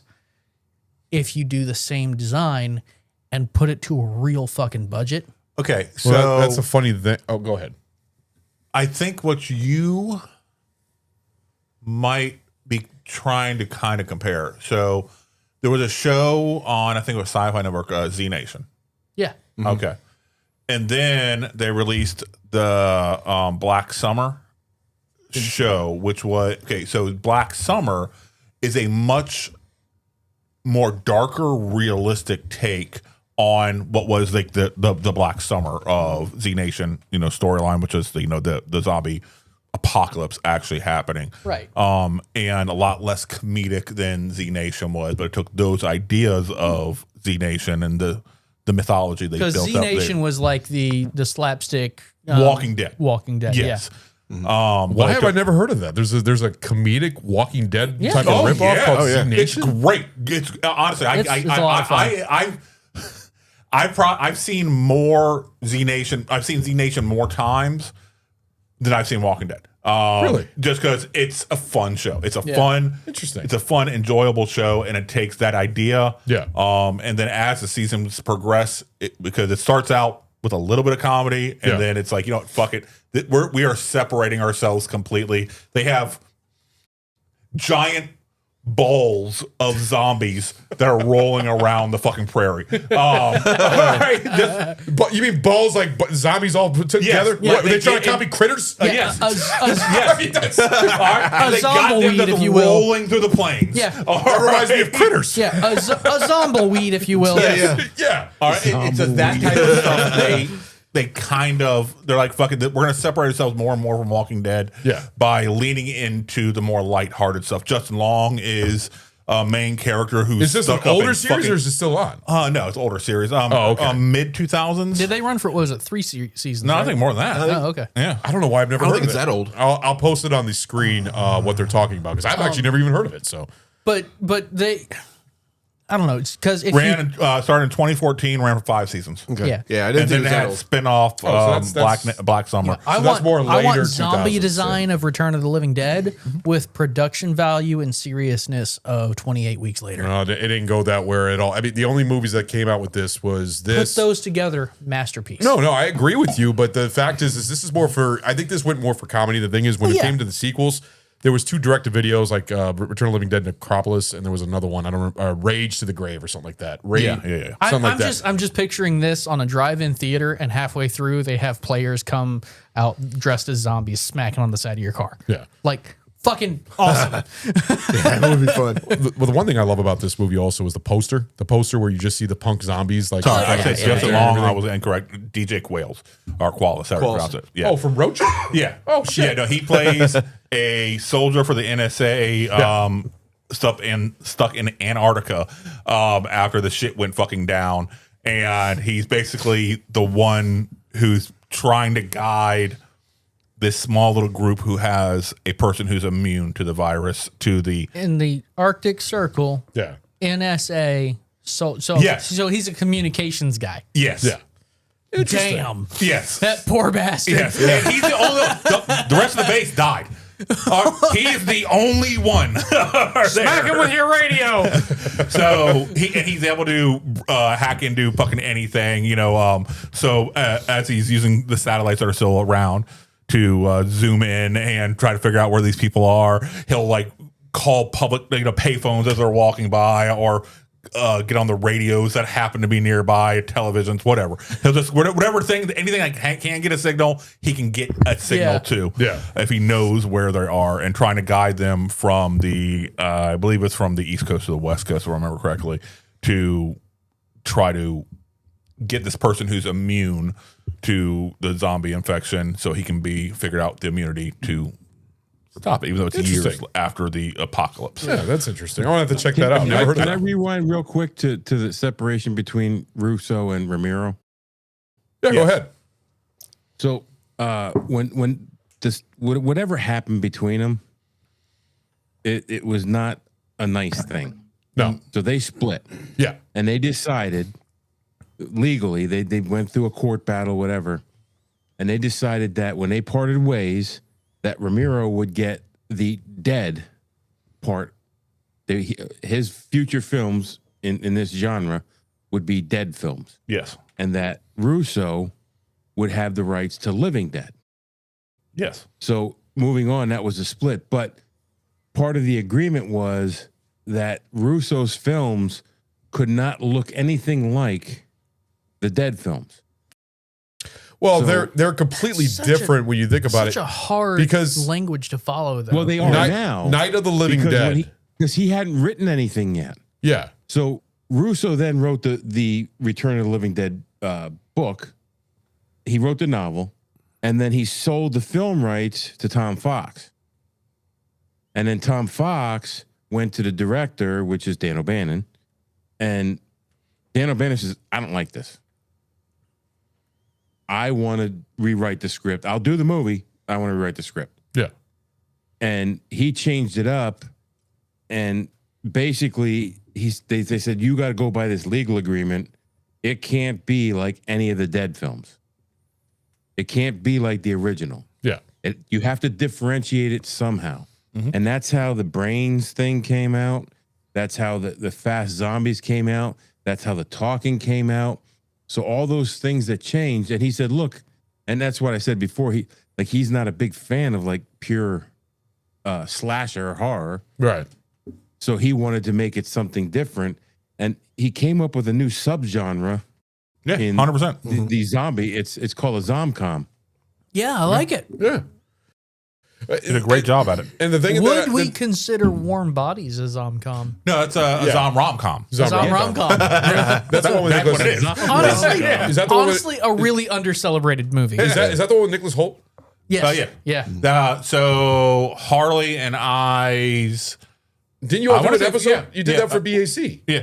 Well, it was one of our, I want to say Valentine's Day, one of our first Valentine's Day back Yeah, together. no, I remember Took you. her Yeah, you did. to go see. They did a BAC Warm episode. Bodies. Like, this looks amazing and it's romantic and yeah, Dude, I hit it out the park. I'm like, yeah. the soundtrack alone. Well, I want to go back to the Night of the Living Dead. When you said Night of the Living Dead, where they took the Living Dead out, Night of the Living Dead is the first original movie from Romero. All the other movies are Day of the Dead, Dawn of the Dead, Land So of the it's Dead. blank They of without the dead. Yeah. All right. So he Return got, yeah, he the got, living. Yes, he got rights to of the dead. Yeah. All right, and Russo got rights to Return Living. Living Dead. Yeah. That's what he got rights to. Technically Return too, because Return's in all of the sequels too. But he put Return there. There was no Yeah. Return for them to argue. Okay, over. yeah. So that's what he did. He's like Return of the Living Dead as a way of still giving a nod to the zombie, genre. Yeah. Because Night of the Living Dead. So he's like Return of the Living Dead. And so people think it's a sequel to be just in generalized to begin with until they get him in the seats and like, oh, this is totally fucking different. Do you have a genuine This is credit? not a sequel to that movie. No. But No. that was the agreement. When they saw the movie, they had to know it was not a sequel to the It's first. similar to what just happened with Jason. All right, with Friday the 13th. and the Jason Yeah, movies. so they got the rights that the people that originated Friday the first Friday the 13th. Like, oh yeah, we own the rights to Friday the 13th. But it wasn't until Jason was introduced that it became the Friday the 13th that we all know and celebrate and adore and everything. Yeah. Like that's different. That's a different. It's in the film series, yes, But it's a different that's title. a different film than what you guys did with Friday the 13th. Yes. All right. By bringing in Jason and making him the big bad and showing that totally changed from what you guys had going in the first place. Well, that's what the legal battle was about. And now the rights makers, the people who now own the rights, finally won and are allowed to start making Jason films again after all these years because they just went through their whole legal battle the same way Russo and Romero went through their legal battle. Yeah, So which drives we're talking me nuts. about legal battles regarding names and all this. I'm just curious if you guys know any trivia on whether or not this is related to this. The movie titled In the night of the day, of the dawn, of the son, of the bride, of the return, of the revenge, of the terror, of the attack of the evil, mutant, hellbound, flesh-eating, subhumanoid, Is this a spoof zombified, living dead, part 2. What the In fuck? shocking 2D, counts as a proper movie, then it probably holds. That's a joke, right? What's the acronym that's- again? What's sounds the like a acronym for that? sounds like a fucking spoof movie. It holds that's the the whole point of record it. for the Yeah, that's the longest whole movie point of it. title. 100% a spoof movie. Yeah, That's it awesome. is. I like that. Put that in. I say, oh, Don't be a minute South Central while drinking your juice in the hood. Yeah. That's a fucking classic, though. I fucking love that movie. But you know, I did not have to look up on my phone the name of that thing. I already had that. Don't be a menace in South and Okay. Central while drinking your Go juice in the ahead hood. and I was memorize saying, that yeah, if you shit. could bring that up, I'd be impressed. Fucking Rain Man over Go here. ahead and fucking start it out. That's up I to give Chase props on that one. Right. Yeah, but I do know what film you're referring to. That is something that is commonly joked about. Somebody It's just having fantastic. fun. This fucking having fun. That's all it is. The motherfucker just typed the word and just hit with the Autocomplete. autocomplete. All right, we're gonna go a little faster in here talking about. So, what do you guys think of Tarman? Tarman, probably the best Tarman was use, Wonderful. best Was use that- of practical effects I've ever seen. It was actually a Except for puppeteer. Alien. It was a puppeteer from the Jim Henson crew, and he was just a skinny dude. I can see that. Yeah, it was a puppeteer that they got. Yeah, with Yeah. the exception of Alien. Multiple puppeteers. Yeah, Yeah, with Yeah. the exception of the Alien series, the best use of practical effects I've ever seen. brains. And it's such a great visual. Oh, yeah. that just locks in for that film And just altogether. know his movements all Yes. together, just the way that he moves and everything else. And the thing is that there's even a trailer, which I thought was fake. It came out last year, and it's supposed to come out this Christmas, a Return of the Living Dead, where it shows Tarman dragging a Christmas tree, where they're making a Return of the Living Dead. Yeah, look it up. Return I of sent the you Living that. Dead 2000. Was it you that sent me that? Yeah, I sent you that. Yeah, but is it true or is it fucking Yes. fake? Yes, they're redoing it, dude. But they said it's coming out this year. I haven't seen shit about it. Like, I've been looking it up, I and haven't it's on either. IMDb, and it says that something's coming. But it shows That's Tarman it. dragging a Christmas tree. Yo, I'm stoked. No, So watch the it's- trailer. I'm You'll see it. excited. December. It's coming I out can't- this I December. can't wait. I want to see it. I will see it. Yeah, no, I'm looking forward to it. And it's supposed to be a direct sequel to this movie. Return of the Living Dead Christmas tree. Is this going to be the zombie? And that end? Tar Man looked awesome. Yeah, it looks exactly like the original Tarman. You Fuck just see him yeah. like walking around dragging a Christmas tree. It's all over. Yeah, I It's remember. It was, lit. He's walking. He's dragging it, and it's lit, and all of a sudden it unplugs. the whole Dude, that's all the this- trailers. It's in the snow and everything, but it's legit looks like Tarman and everything. And like the This could be fun. I hope it's real. I hope it happens. You seeing it, Stu? According to IMDb, yeah, it's taking place 18 months after the events of the warehouse in Louisville, Kentucky. Yeah, it's A supposed to new be a Trioxin direct sequel to 205 Return of leak the Living Dead. Puts a small Pennsylvania town at the brink of a zombie outbreak during Christmas of '85. Yep. Okay, so I just So want to put this out there. Did anybody did the Tar Man dance? You ever see this? What? I've never heard of the Tarman dance. So in the movie, the Tar Man dances. It's like It's him 7 wobbling seconds. around. No, he actually does a dance while he's wobbling around. No shit. Look it up on YouTube. Because when I was doing my research today, they said something about the Tar Man dance. I'm like, what the fuck is the Tar Man dance? I guarantee looked they it up, I'm synced like, it with different music, didn't Holy they? shit! It's almost like he's tap dancing, sort of. Oh, so that would Yeah, be interesting. the Tarman tap dance. Yep. It's not in the movie. It is behind the scenes, Oh. backstage. Okay, I didn't see that. Oh, I see it. I already saw it just in the, yep. Yep. I'll have to put that up on the video. I do That would've want been to. awesome if I it do was in want the to movie. I don't know if further the our film review. ever That would be came out. funny. I'd like to further our review of the drink, the lightweight. Barely affected. I've finished it now. That's what 30 minutes. You look like you're still sober as fuck. Barely affected. Yeah, well, I've drank a little Barely bit affected. You're more than you. slurring your speech. I'm glad I'm not the only one that caught that. I slur my speech anyway. Fuck you. So everything I'm I saying speak about in Return, cursive. though, I'm it's fancy still in saying that because pre-production. I'm 200 That's what I'm miles away. saying. I keep thinking it's something fake. The only images I'm seeing is that one.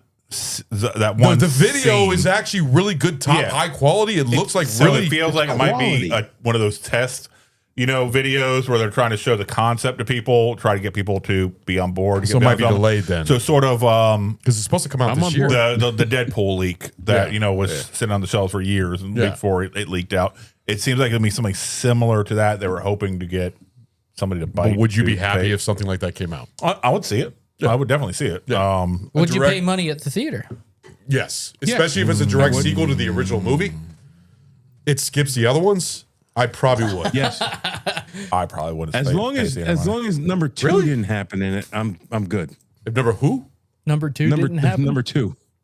Like you don't want people shitting on screen, or you don't want a sequel. I think he's talking that they ignore the events of 2 and 3. And I like 3. Rave. Yay! And Disney they ignore all the rest of retcon. them. They just wanted to be a direct sequel. I didn't hate 3. Yeah. I didn't hate it, but it's not a sequel. All right. It's its own. Well, I haven't seen it, but I see a poster up on the wall of it, and it looks like it's got a great main character. Pain slut. She's I good. love it. That's the slut. dream right there. Oh yeah, you got to see that movie. Pain slut, huh? So she's dying, and then she realizes the only way she can feel things is through extreme shit.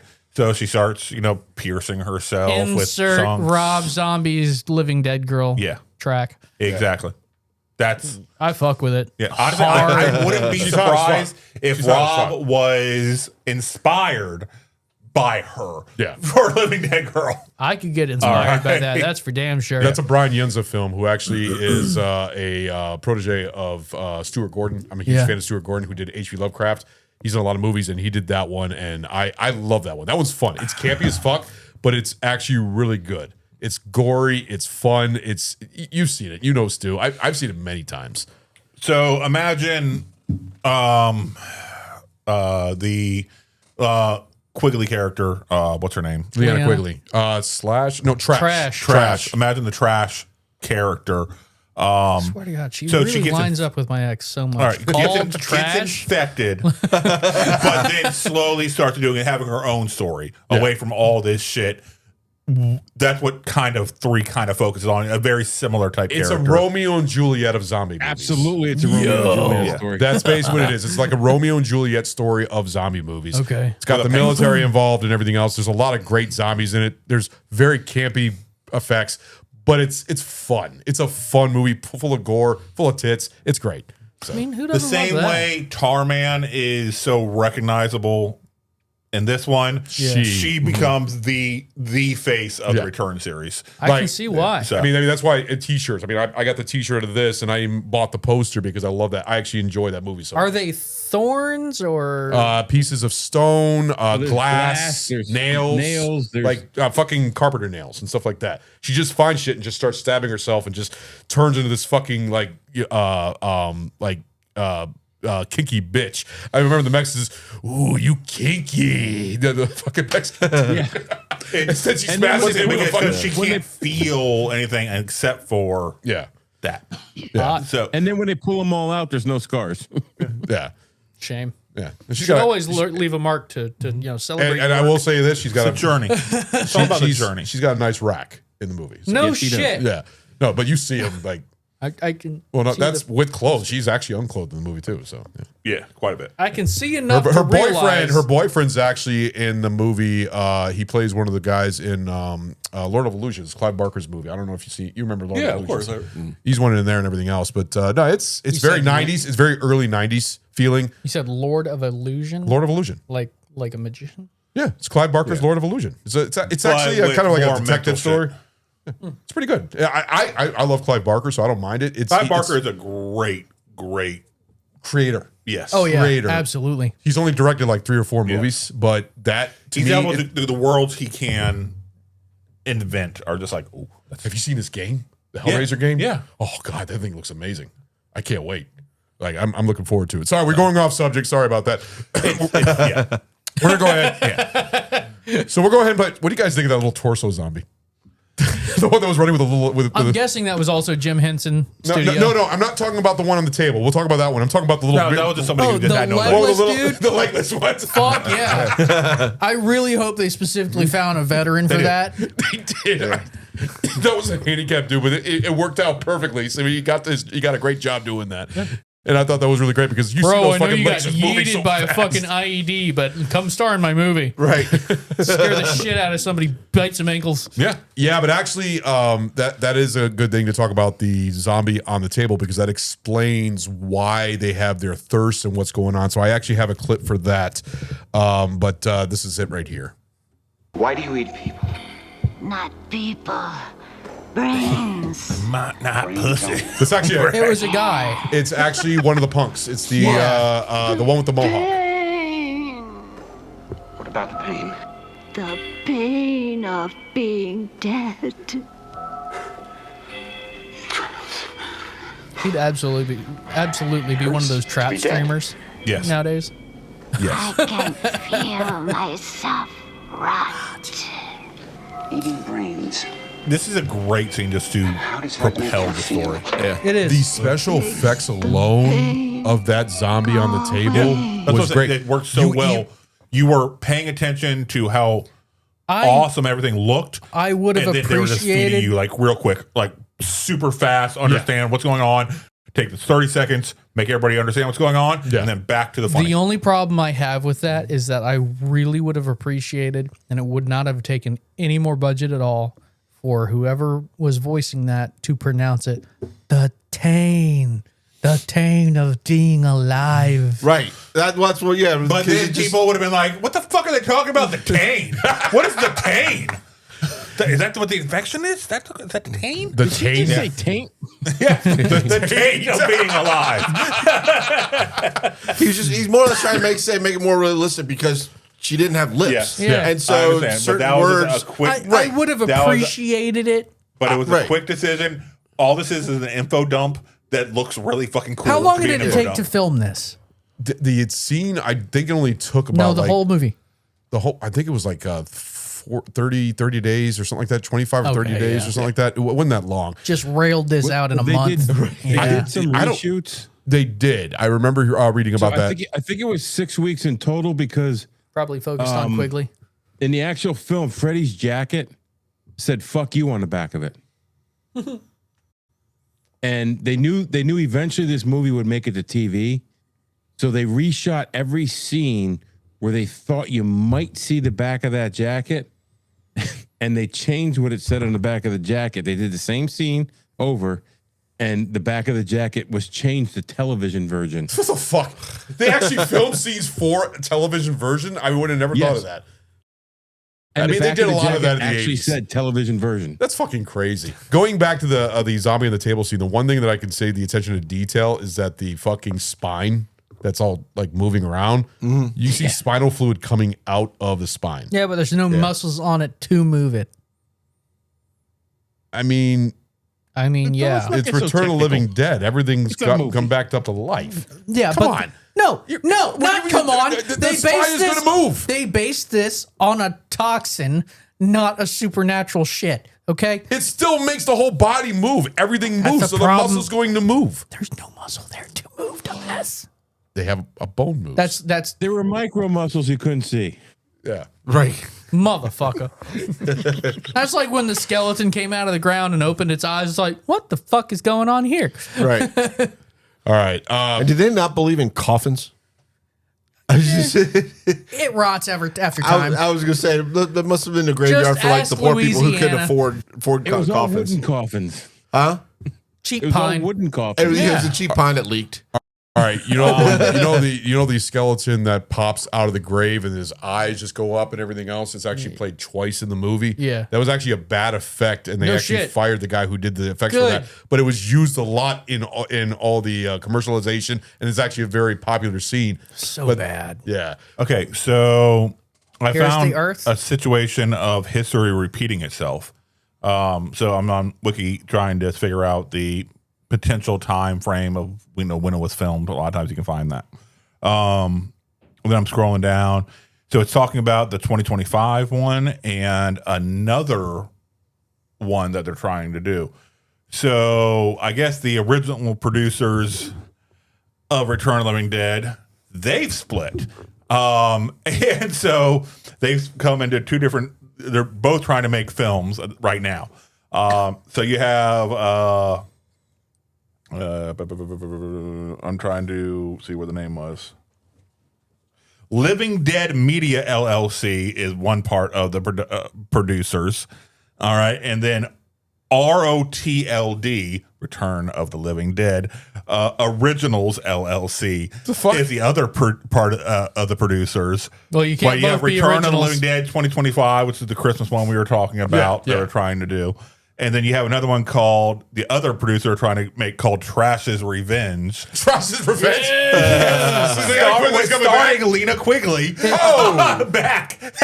There's going to be a lot of plastic surgery there. So they're both, that's both groups are trying to make new films. To be fair, given that body then, I doubt she aged poorly. Yeah, no, she looks pretty good. in the interview, because she's in older. I mean, You don't have to defend it. I literally just said I doubt she aged That poorly. film will star Lena Quigley, Tom Matthews, and Eric Roberts, among others.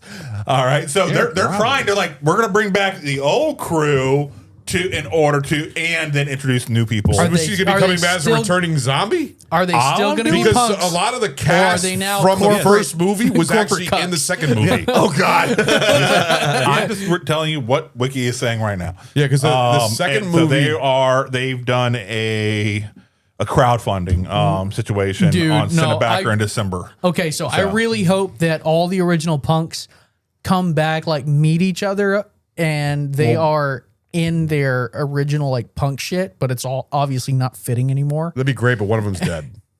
Okay, not all of them then. Fine. Oh, I know, but it's a Living Dead movie. They could all meet. I mean, yeah. I mean, one of them, the main guy, the one that Lena Quigley was trying to be all hot and horny to, and he said, you respect Literally everyone in the car. Yeah, he passed away in a motorcycle accident, I believe. Because I was actually in the documentary. Skill issue there. No, suicide. Here's something about the punks No, too. he died of leukemia on Valentine's Day. Oh no, yeah, you're right. Because they said that it was, they thought it was a motorcycle accident, but yeah, you're right. I apologize. That is a really, really far from each his other 30s. cause of death. No, they in his talked 30s. about it in the documentary, and I completely 34, forgot something about like that part where all the cast thought he died that way because he was a stuntman also. He did a lot of stunts. Oh, okay. So just a random assumption, not okay. Yeah, and no, it was leukemia I was and gonna everything say else. that'd be a real shitty word of mouth thing.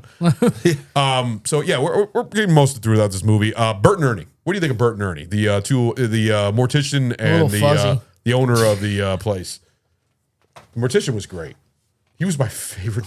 Everybody else gets it. He totally misses it. Right. What I miss? I said, "What do you think about Bert and Ernie?" I said, "They're a little fuzzy." They're a little fuzzy. Yeah, I'm not going by Jim Henson's Sesame Street crap. Hey, Bert. But How you doing, Bert? I mean, I think there's a lot of movies that base him off. What other movies do Bert and Ernie? I think there's a lot of Bert and Wonderful Life.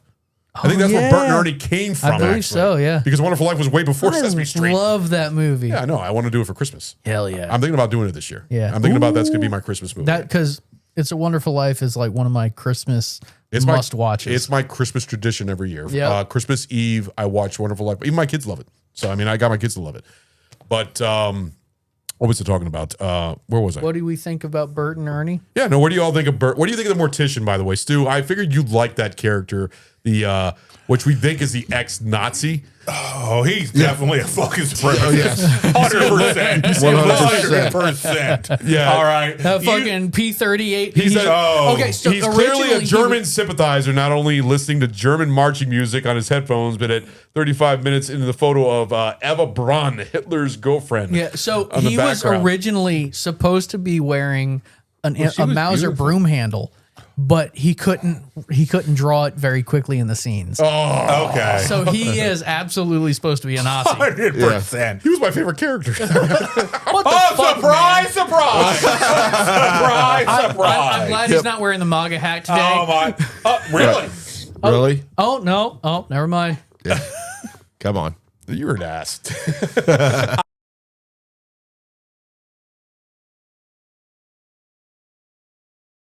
Hi. We're back, guys. It's off the Logitech camera. That's just for the Twitch people and for Mike to see. Yeah. Yeah, that's not going to be on the show, but it might be on the show for 20 minutes. Okay.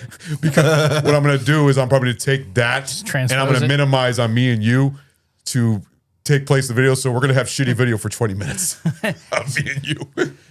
But Stu and Adam have the good camera. Caption pops Your up. camera didn't shut I'm off. so sorry. Your camera's good. We don't suck. Right. Apparently. We're still pretty. Yeah, so we had a little bit of technical difficulties. So we're going to go ahead and continue with the movie. I just have one thought. Remember, all panties are edible panties if you're Mothman. Sure. That's true. If you're brave enough. Yes. God damn it. Where do I go from there?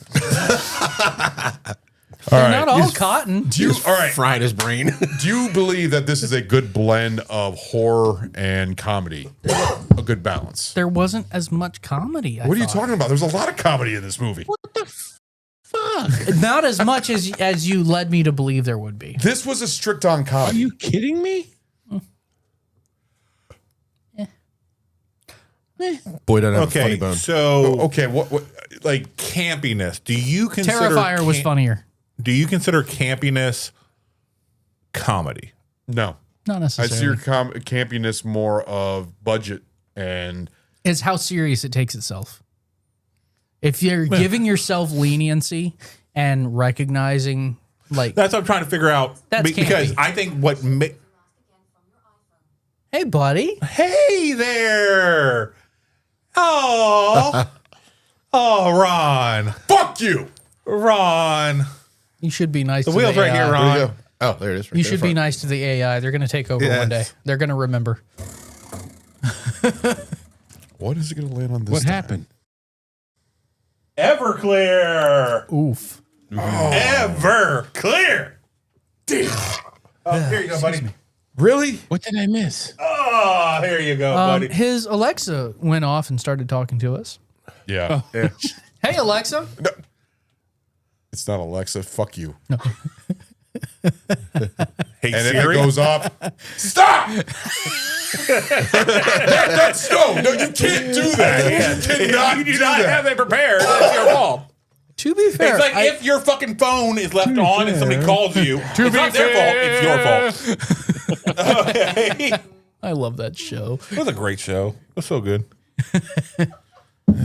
Okay, Derry. Derry, okay. Okay, Derry. Cheers. Legendary. Been a while since I've had Everclear. I know. I was just thinking that myself. I've been nice too because I could have gotten on something earlier. You want some Everclear? You should have. Nah. Well, I know who's driving. I'm staying home. So I don't have to worry about it. Anyways, would you say it's a perfect blend of comedy and horror? I want to say a perfect blend. I mean, not perfect, a good balance. I think it handled it well. Okay. It was lighthearted, not funny to me. Yeah. It was more groan-inducing than laugh out loud type situation. I didn't even hard exhale through the nose. That's because you're young. Okay, did you laugh at all? No. But you liked the movie, but you didn't But laugh. also, I will say so many other films They do it better.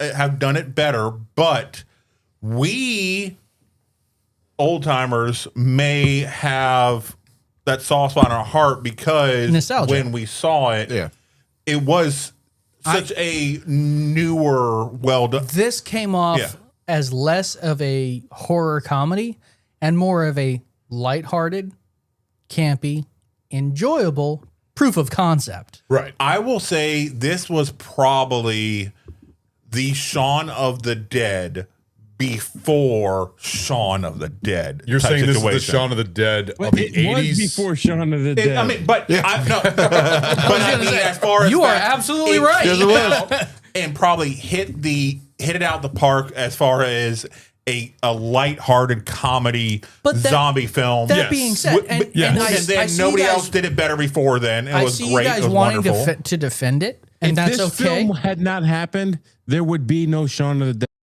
100% agree. Right. 100%. And I see you guys wanting to defend it, but there's nothing to defend. Right. Just because I didn't laugh at it or get a chuckle doesn't mean I liked but it I'm less. trying to figure out. So the reason I think you didn't do the laughing and didn't do the chuckling is because so many other films have done it better since then. Right. But we still have that soft spot and still laugh at it because when we saw my it, bar there was is a little higher. That's all. There was. Chase, have you seen it raised Shaun the of the bar Dead? for us. What? Have you seen Shaun of the Dead? Fuck yeah, I love you. Got red on you. Okay, so that spoiled you. Yeah, absolutely. Because this is the precursor to that. This set the stage for that film to be made. I can recognize that. I would probably say something similar of, but because trying to show somebody now Nosferatu, the original Nosferatu, Right. All right, Nosferatu, the original. and them being okay, but you can still, because they've been fucking spoiled by everything else that came beyond it. Yeah. But you can still appreciate it for what it was. But you. Versus when Nosferatu originally came out, People were shitting themselves. Exactly. Yeah. They were their fecal matter outside the fucking theater. You're talking about the 1920s one. Yes, the original. As Gabriel Iglesias says, caca. Yes, exactly.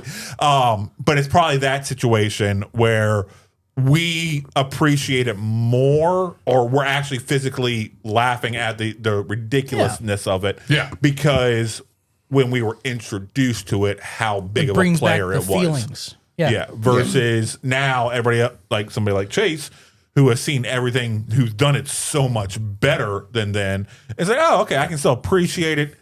But I'm not going to be laughing out loud because I've seen it done so much better. Not only that, but I was audibly saying, dude, this is fucking awesome. Yeah.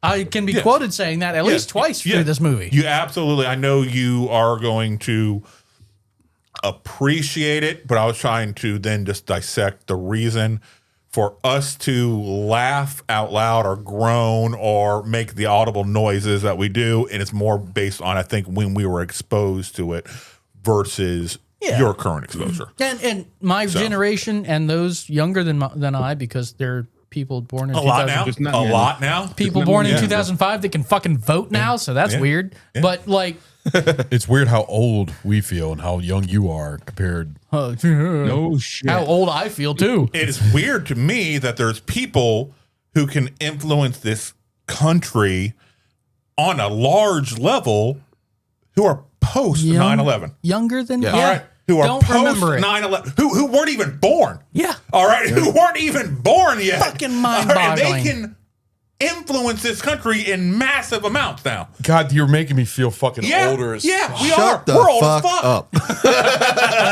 I mean, you were born in the sorry. 50s, so I mean, 24 so you don't have to worry That's about it. right. You guys remember the Oklahoma bombing? There are Actually, yes, I 24-year-olds do. now. Yes, I do. There are Do y'all? 24-year-olds now who were They may after not. 9/11. I don't Yeah, remember. I know. Yes. Trust Okay, me. hold on. It makes me feel fucking weird as shit. I don't Do like it. you guys remember the Oklahoma bombing? Yes, we fucking Yes. know. Yes. It was our mid-90s. Let me back. Yes. Yes. I remember watching. Do you it remember the on fucking TV. Clinton? I didn't have sex with that woman. I do actually remember that. Oh, okay. You remember the sticky dress? Yeah. Okay. I was. The sticky dress.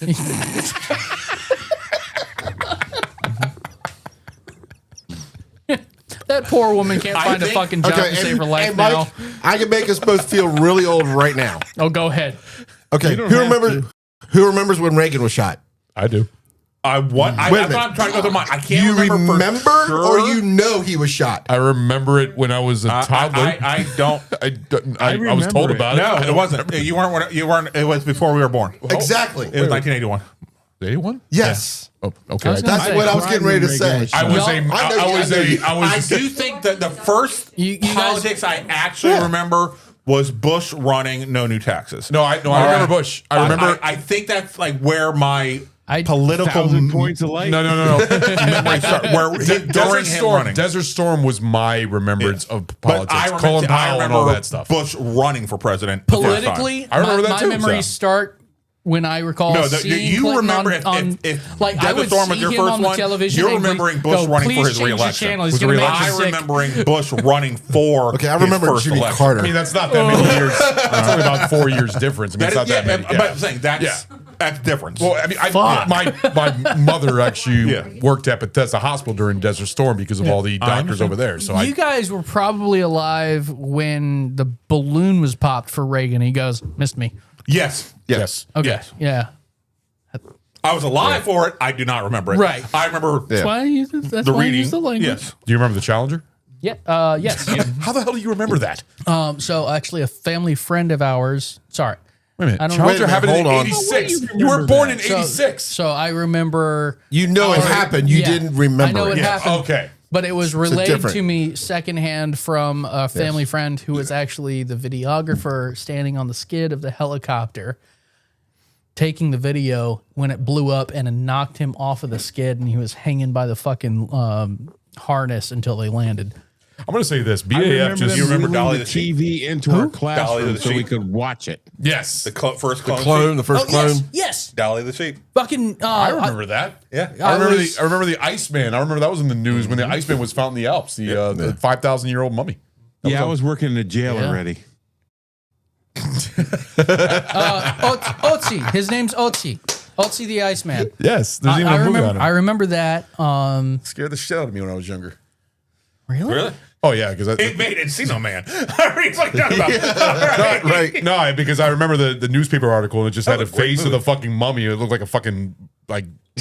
It just scared the shit out of me and it gave me nightmares when I was a kid. Yeah, I'm a fucking pathetic Fucking baby. wonderful to know, actually. That was like back in the freaking 90s, man. I was like, when was that? Was it 91?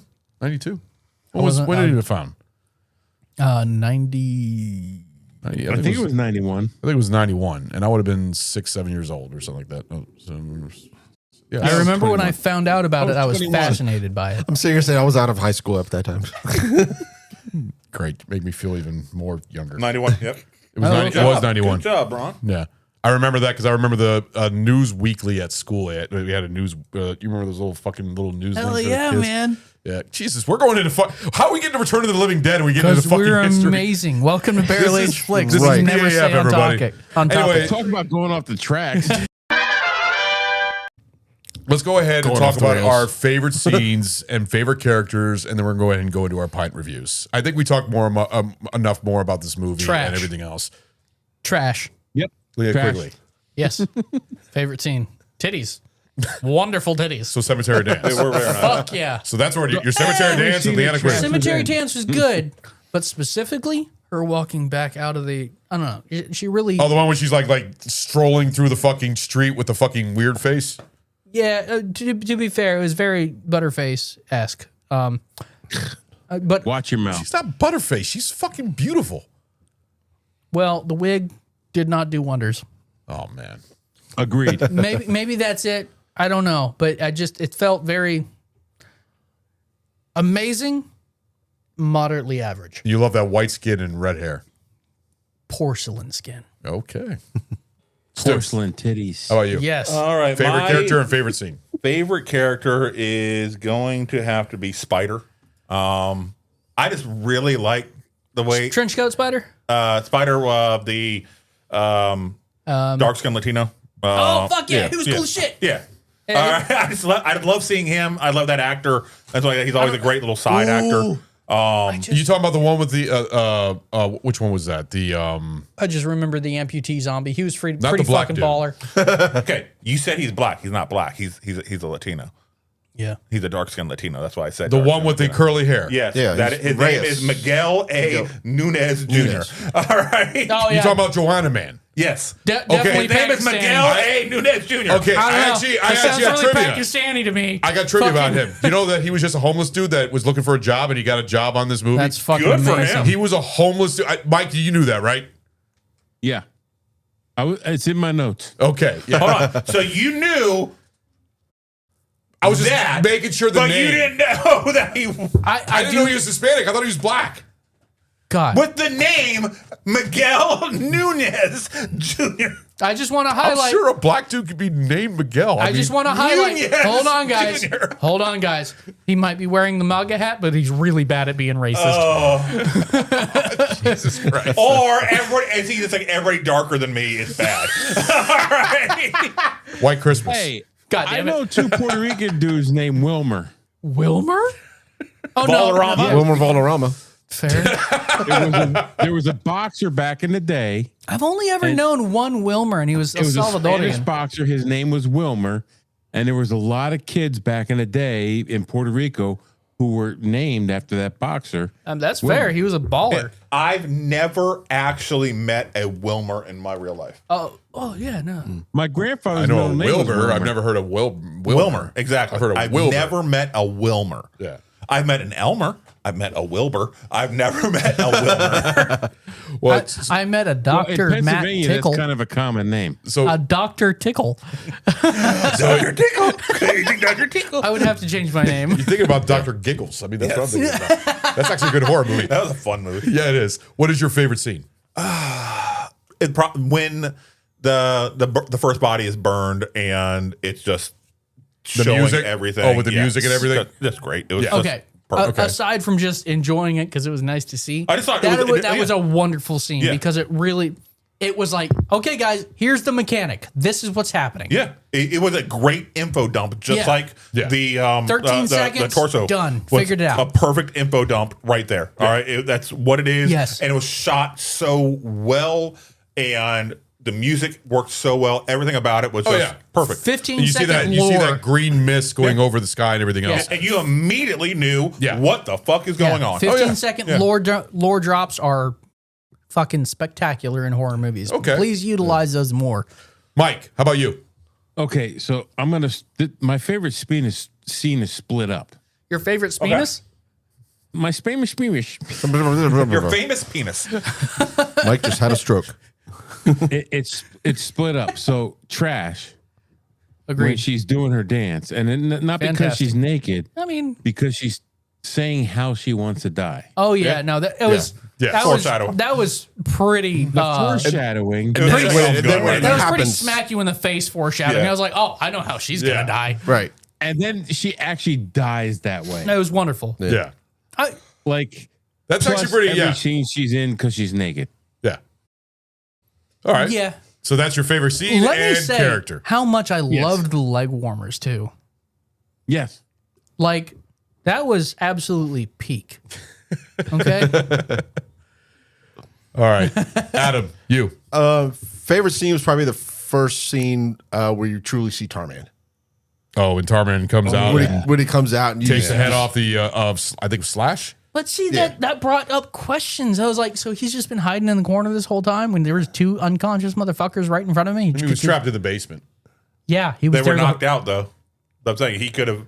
His point is he could have eaten them at that any point. There's two He probably didn't know lunchables. they were Trapped alive. in that barrel for a long He time. would know. He would have absolutely. Yeah, They all know. there's two probably has- lunchables laying down in front of you. You're right. No, you're right. So it's just probably just bad writing. his knees hurt because he's stuffed in a barrel for years. Well, It then took a he's, while- took a while then to he's get used to around. crouching down. No, maybe You they guys are don't already understand dead. old people problems. They are already dead. That's why Tarman left them alone. Yes, because they were already dead Nah, and but we just saw starting it was to. progressive because we did. No, and no, but it was their hearts progressive. probably start. No, because even in Return of the Living Dead 3, her heart was gone right after she got thrown off a motorcycle and stuff like Yeah, that. so you're probably right. They probably were dead. What was progressive was their deteration Yes, because that's of the it. rigor mortis because setting Tarman- in, the Tarman rot didn't even- setting in, yes. everything setting in. Although the rigor mortis was way too soon, it takes about a day. It's 24 to 48 hours before rigor Hey, mortis. they're sets accelerated, in, and okay? then it's They're 72 hours. exceptional. Oh, great! They're advanced. Great at your job. All right, exactly. All right, right. my favorite character is Bert. I love Bert, the mortician. I thought, I think it was Bert. If I'm getting it because it's Bert and No, Ernie. I think it. Hey, Nazi Bert. Was it Bert? He was a Nazi. But you know what? What I liked about him and Hold on, I'm getting on Grok right now. We're making this a thing. Jesus Christ. The thing about Bert. It's already there. It's already there. I've already seen memes of the SS Bert and Ernie's. All right. Hey, There's been gay Bert and Ernie. There's been fucking sitting in the shower. I mean, there's a lot of Bert and Ernie of everything. Yes. Memes of everything. I did want to bring something up. That did you feel like there was a lot of Night of the Living Dead vibes with them? You know, boarding up the house and boarding up the with the boards and the nails and everything else. Yeah. It felt like Night of the Living Dead a lot. Well, but yeah, that's what I loved about this movie. But my favorite scene altogether is basically when when all hell breaks loose when they're in the cemetery and everybody's just getting attacked and Leanna Quigley's in the water. All the zombies pile up on top of her and the music's playing. I don't blame him. I'm piling. Yeah, that was probably my favorite scene. Just all hell breaking loose with all the zombies and everything else. Although I will say this. What's so funny? They bit her titty. Right on her titty. They bit her right on her titty. We're talking about Nazi Bert and Ernie. What did you find online? No, I didn't find anything online. It just my mind. He's just thinking about created Nazi zombie strippers. No, my mind just created an image of American History X Bert. Oh my god! With the tattoos on his little felt arms. right there. Would it be Sharpie or See if you paint? can do an AI image of that because I'm sure it's there. Oh, that would be kind of funny. That's fucked up.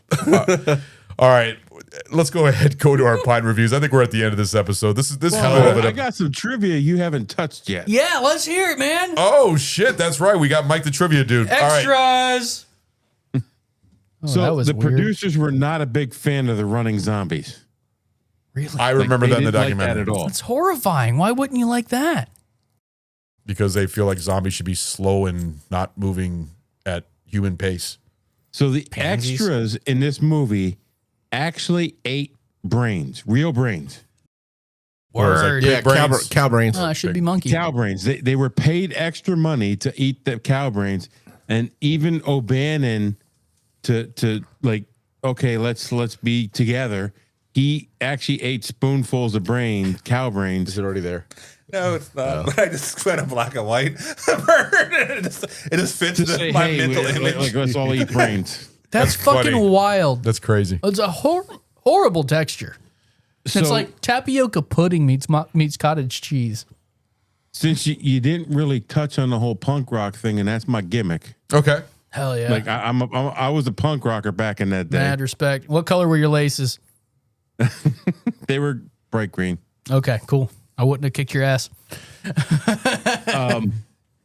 So to keep the punk rock aesthetic for the movie, they actually went to clubs and concerts, and they hired extras who were actually actual punk rockers Yeah. to be in the movie to make it more authentic. Fuck yeah. Interesting. I really appreciate that. It went better than the Hasbro's attempt to make a better Ken doll when they went to what's the trending rave scene fashion, and it was all just gay guys. And then they fucking released gay Ken. Yeah. I'm gonna dig into Ron's bag here So did you release Ken? with the soundtrack Go ahead. because you're always about Touché. the soundtrack and the music. They did a good job.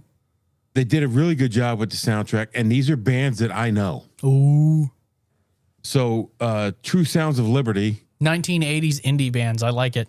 Yeah, I was going to write the bands and the song names for the like Party and the Make Love Like Dead Tonight or whatever with Leanna Quigley and stuff like that. But I decided not to because I was in a rush and everything else. So I'm glad that you're Was doing this this part. the inspiration for Rob Zombie's Living Dead Girl? No, you could have been. Because it definitely should be redubbed as the new soundtrack for Trash. That would be actually kind of cool just to hear it in the background and see how it looks it's like. a slutty song, all right? Let's be real. Especially when she's coming out of the ground and she's like Fuck doing it all yeah. naked and everything. Oh yeah. Living Dead Girl. Yeah, I like So that. I fuck with They're it. listed as TSOL Yeah. on the thing, but it's True Sounds of Liberty. The Yeah. Damned, the Cramps, and a death rock band, which was 45 Grave. Now 45 Grave, I didn't know as much as the other bands. Yeah. So these are all like linchpin punk rock bands of that era. Yeah. I love it. They're all in the soundtrack, and the soundtrack sold almost as many units as they sold tickets to this movie. That's crazy. I have the Trioxin, yeah. special edition of it where it's got all the extra and dialogue and everything. That's awesome, dude. There was actually a controversy in the real scientific community about them using Trioxin as the means of reanimating corpses. What? I mean, There was an argument between there's a debate amongst the scientific community about them using trioxin. So when you name a compound, the name of the compound actually identifies the compound structurally. Yeah. Like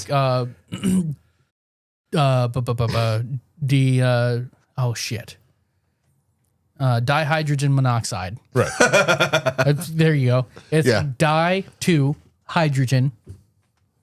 Hydrogen. So 2-hydrogen monoxide. Mono-oxide. Interesting. That is H2O. Yeah. So trioxin would be, I think that's what a chlorine derivative with a triple oxygen structure. So that would be a single chlorine atom that is bonded to 3 oxygen atoms around it, which I believe would just be hyperacidic and not really do anything else. Okay. Interesting. So, actually, no, that would be a base. That would be a base. The I'm real sorry. scientific community argued that this combination of chemicals would never do what they're saying it's going to do. Yeah. If you could get it to bond, it would. A fictional movie. I love it. Wow. I mean, it would probably melt skin a little bit, or at least it wouldn't be pleasant, but probably I think everything we talked about this, I think off air, but I'm going to mention it on air, that Quigley had a horror workout VHS in 1990. Oh, fuck yeah. Yeah, she did. Yeah. And does she wear the same costume? Yeah. I hope so. No. Oh, no, she wore a you just said she wore something. That's a shame. She's naked in most 90s. she's naked in every movie that she's in. Thin striped freaking workout. Yeah, outfit. you know those one that the fucking thong going up with the leotards and stuff like that. Oh yeah, where the thong goes up to your fucking armpits. That's a shame. Yeah. And I'm going to reiterate my favorite quote of this movie, which is "Send more paramedics." A line actually. What is it? Why do you eat people? No, not that one. Let me see. Send here. more paramedics. That's a whole origin of Instacart, I think. Right here. DoorDash. Come in this stash. Send more paramedics. Yeah, fucking Grubhub right there. That's how it all started. So that's all the extras I have for you. No, you're good, Mike. That's what I always rely you on, is that you're the trivia guy. That's why I don't have to grab as much trivia, because I'm going to leave it up to you, because you're good at doing that. Actually, I'm going to go ahead and start with you for the pint reviews, buddy. All right, for enjoyment, I'm giving this a 4. Okay. Like, I love this movie. I have watched this movie so many times I can't. I don't even know. I can't even give it a number. Yeah. How many times I've watched this movie. And when you said this was the movie for the comeback, I was like, fuck yeah. Yeah. And so not only did I watch this movie, I watched every movie in this series. And then today, before I came downstairs to set myself up, I watched the original Night. The George Romero Night of the Living Dead? Yeah, Night of the Living Dead. Yeah. And my wife is like, why are you watching this? I'm like, I love this fucking movie. Yeah. Like, I love zombie movies, but like, I just wanted to get myself in the right frame of mind. Yeah. And when we watched Return of the Living Dead, and I watched all the sequels, she goes, why are you watching these? You're not doing these movies. I'm like, I just need to follow through. I got to do it. Right. And down the road, I plan on probably doing Return of the Living Dead 3, because I do really enjoy that movie, trying to do maybe like a short episode on it. 3, I think it's absolutely the best sequel. Yeah. But it's a different beast from this one. Oh yeah, it's like I said, it's campy, but it's still I think it goes more into serious territory compared to the first one. But it's I enjoyed it. So for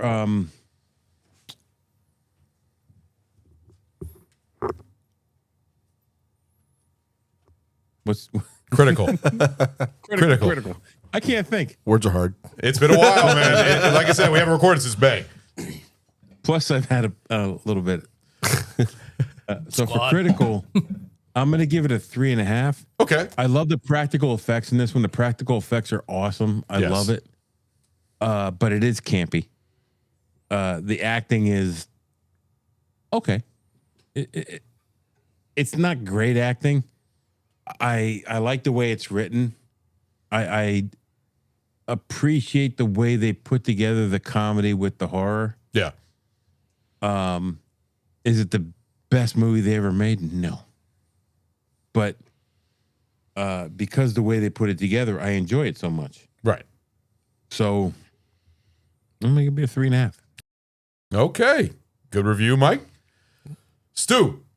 What's up, buddy? How about you? All right. Mike, good job. God, I miss smoking. I really fucking do. He's vaping, not smoking. Same. Yeah. Okay, thank you for putting that down. You're welcome. You fucking dick bag.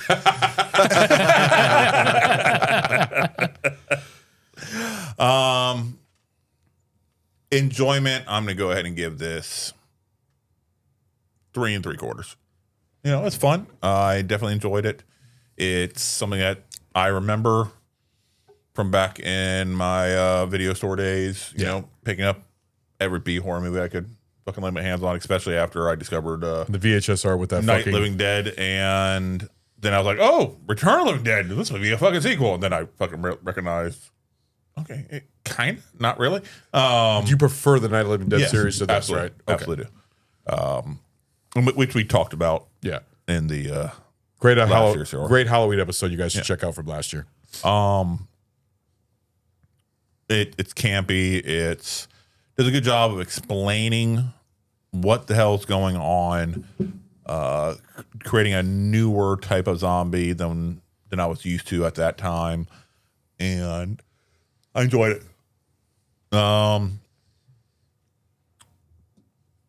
The over-the-top campiness, though, at times just kind of distracted me. The shitty acting and a lot of it distracted me. It just stuff that always took me a little bit out of it. I'm like, if they had just tweaked this, tweaked that, I would have enjoyed it more. What was the budget for this? $4 $12. $4 million? $4 million. The budget was $4 million, and it made about 14. It's a good turnaround. Yeah, it made its but buddy back. $4 mil, I feel like they right on par to a little bit light for what they could have got. No, there were scenes.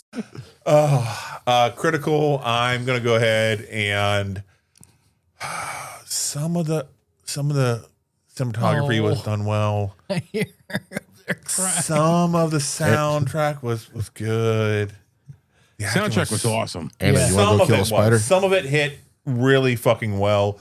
Other times, I'm just like, a bit left it to doesn't center. necessarily fit with what's there were going on. a couple spots it was a bit left to center there. I'm just like, it's close. I was a punk rocker, so this soundtrack hits It's for me. enjoyable. Yeah, no, it's but good. It's I don't necessarily say it fits with their choices of the scenes that they're messing with a lot of times. I'm just like, but that's my personal thing. There's so many things that, as a critical film, could have been done better, and I don't think it was going for the shittiness. So like trauma films go for the shittiness. Yeah, that's what they go for. Velocipaster, Trauma 100%. Trauma films are trash films, but they are purposely trying to be trash. I don't see this being. This is isn't more purposely trying to be. Sure, I don't think it is. It felt like they had to be. No, it felt like That's they the only were- reason I enjoyed it. They were all right. We are doing the best with what we got, and their best was still shitty. And I was like, oh, they're not trying to be bad. They just are bad. Okay, let's go from here. Well, okay, this was released when 1980. 84. So with inflation, like a $17 million movie. Yes, 1985. 85. Yeah. Okay, so they're okay a little bit less. But okay. What There kind of are films.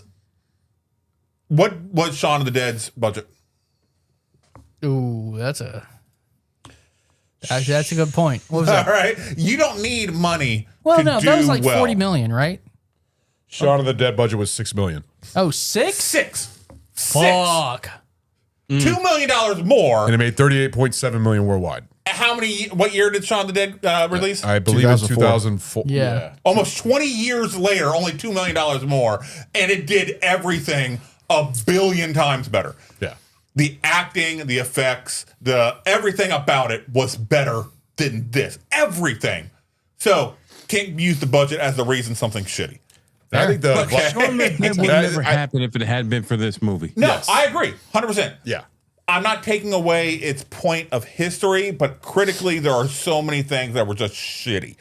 Critically about this film that could have been done better. A lot of the practical effects I enjoyed.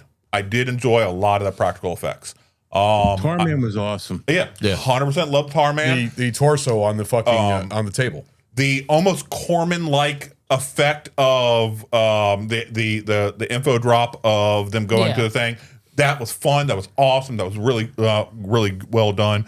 There are things that are decent, or even some points exceptional about this film, but for the most part, critically, it's not a good critical film. No. So I'm gonna have to give it a critical of like a 2. Oh wow. Okay. Yeah. Okay. Wow. That's why I had to do all this preamble. I do enjoy this film, but it is critically not a good film. I can understand your argument there. Yeah. I mean, but the special effects, the act. Well, if it wasn't for the special effects, if it wasn't for the practical special effects, critically, it'd probably been a 1.5 to a 1. True. The acting is horrible. Yeah. A lot of the cinematography is shit. Yeah. They missed out on what they could have done. Yeah, with there's it. so many things they could have done better, but the practical effects really fucking helped bring it up to like, Yeah, it okay, did. I'll go with that. Yeah. Okay. And that's where I'll leave it. Okay.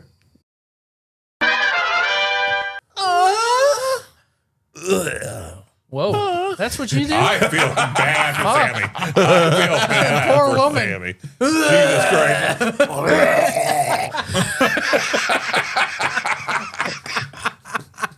Yeah, that was so fucking horrible. That was so horrible.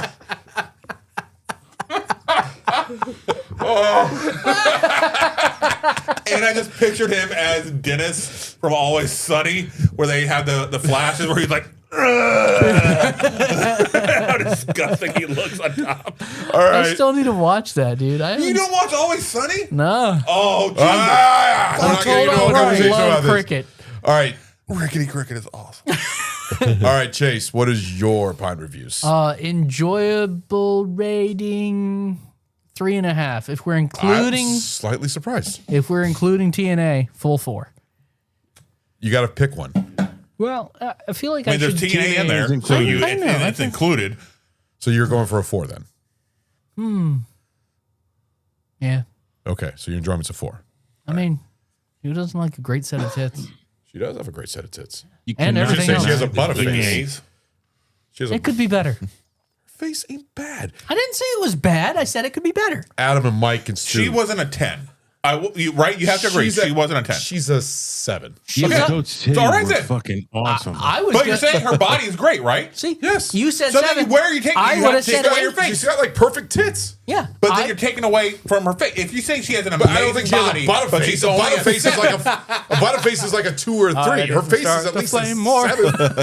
Look, So what I do you was think her looking up face and down is? that body, I just said a and I saw 7. No, nipples what's her and face? perfect tits. You said she, Yeah. as a whole, is a 7. See, and he rated her a As a 7. I would have given her 8.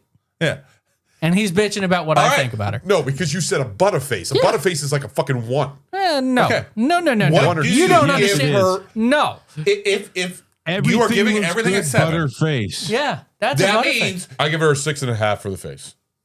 and so only a 7.5 for the body. Then let's say, Yeah. by that mathematical, you think her body's only a 7.5? Fuck, dude. Yeah. All right. I was only saying like I'm she's, Tell you, she's I'm gonna I tell don't you like. straight up, I I'd don't give her like. all 9 I'm inches. not into That's what I'm like saying. ultra all 9, skinny. huh? Little thick. 3 different times. Little thick. I didn't know we were including the roof.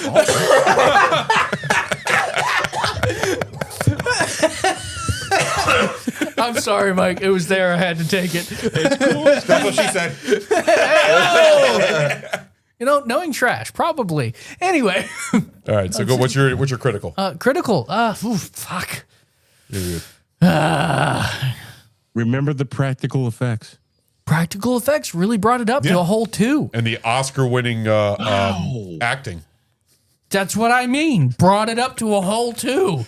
I mean, come on, you got to remember that zombie asking for the paramedics. Okay, That was good acting right there. I'll give it. I'll honestly, I'll give it a 2.5. Okay.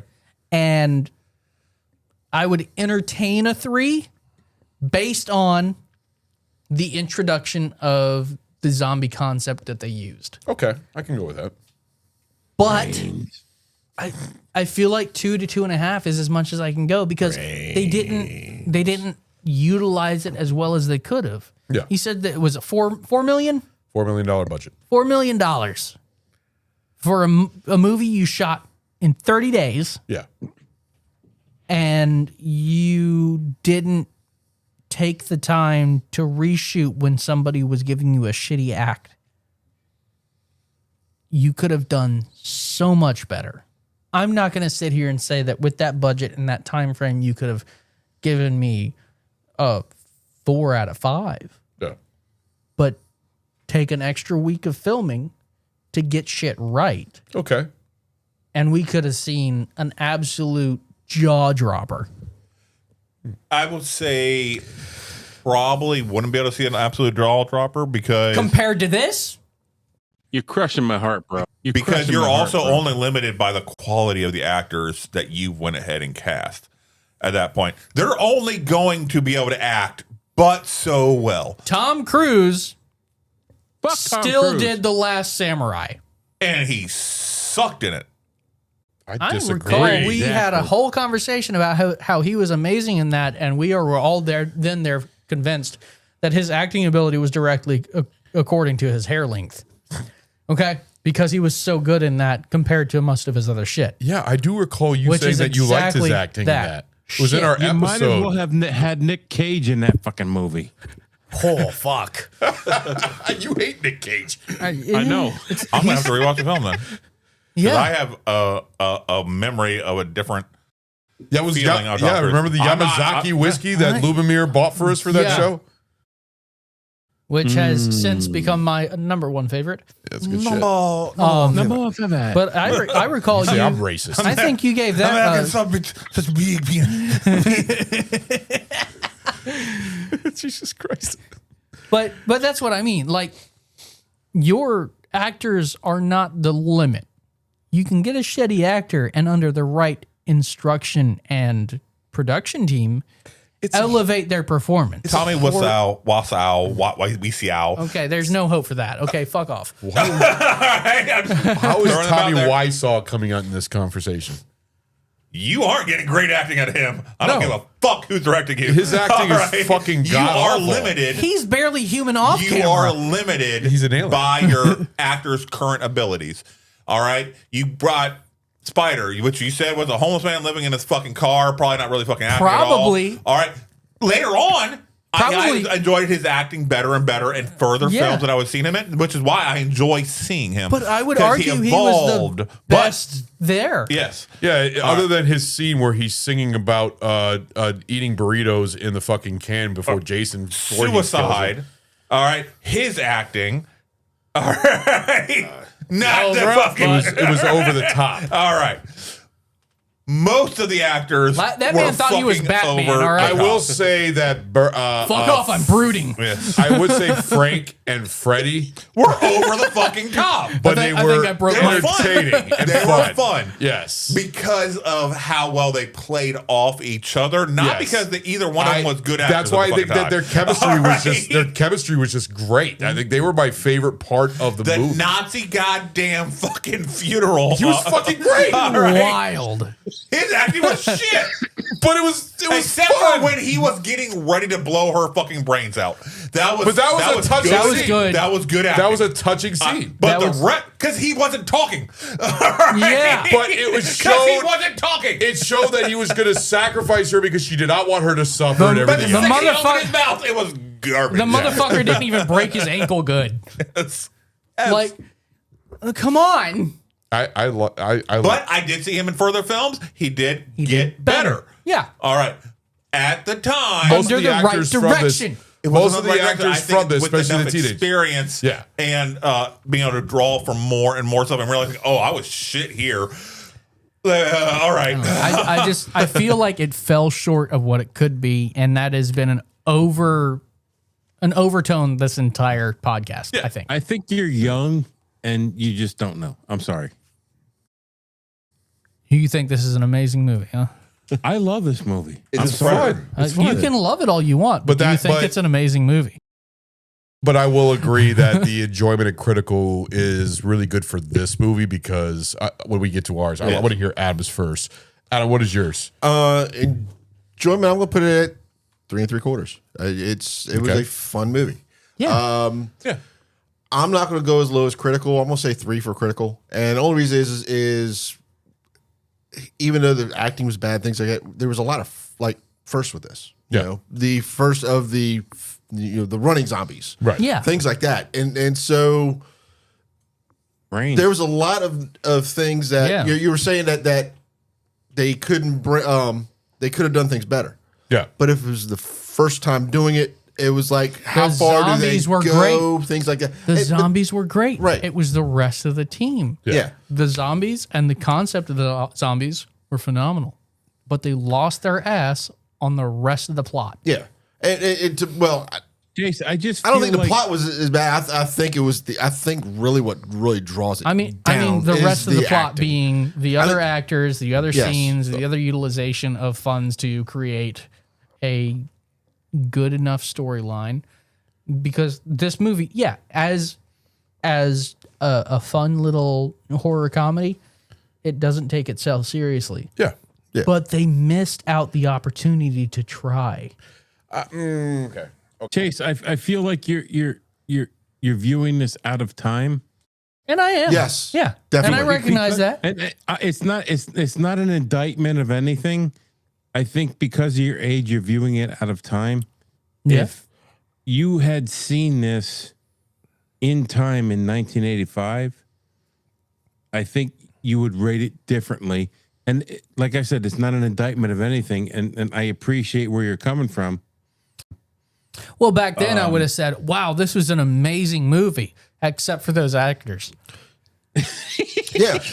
Yeah, but the thing about horror movies in the 80s, all actors were really, it's very rare. They didn't exactly set the bar. Yeah. Okay, I'll give you that. I don't even think they really were going for acting. That's why horror movies back then were actually critically reviewed horrible. They got bad reviews, but they're cult classics nowadays to the point where they're actually praised and almost, The Thing, all those movies, praised as horrible movies. same critically time- reviewed bad. At the same time, we had absolute legends on the screen back then that were doing way better than this. That's In true. horror movies?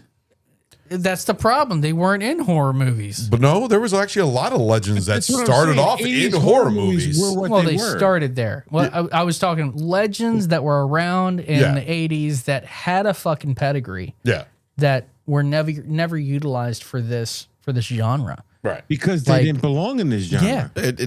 Okay. Hold on. Clint Eastwood did not belong in I this was genre. just about to say that. How much would you pay to see Dirty Harry fuck up a horde of zombies running at you? I think everybody would pay for that. I don't know if Exactly. Yeah. Ooh. Zombie Unforgiven. Yes. All right.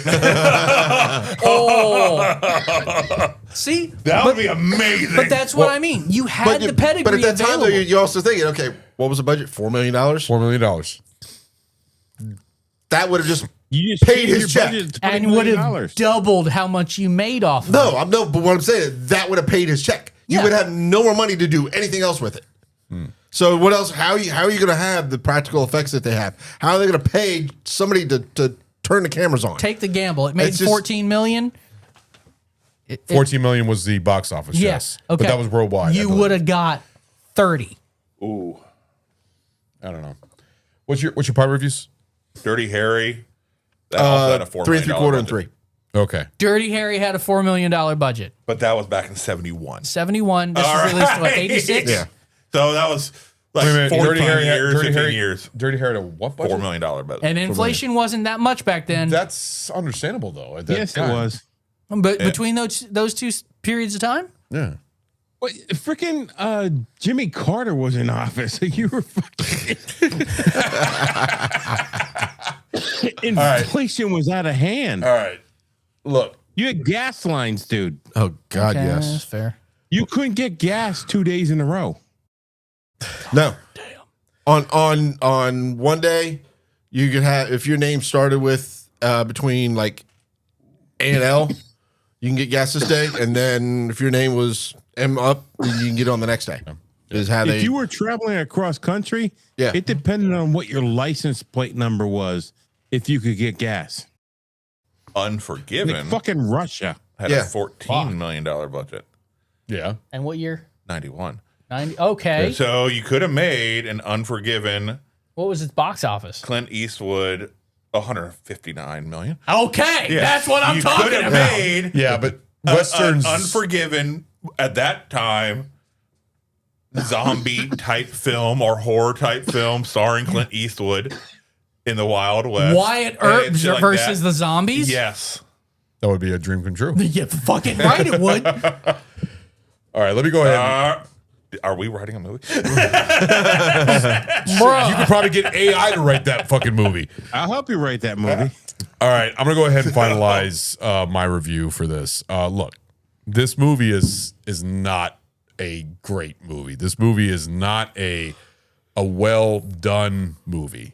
It's got effects that are state of the art. There's some state of the art effects because during the 80s, that's when effects were a thing. When all these designers, Rick Baker, Tom Savini, Greg Nicotero. I mean, all these guys were coming up all these new ways to make special effects good. The special effects in this movie were fun. They were great. Yeah, I mean, and there were some scenes where I cringed at, like especially when they're all coming out of the dirt.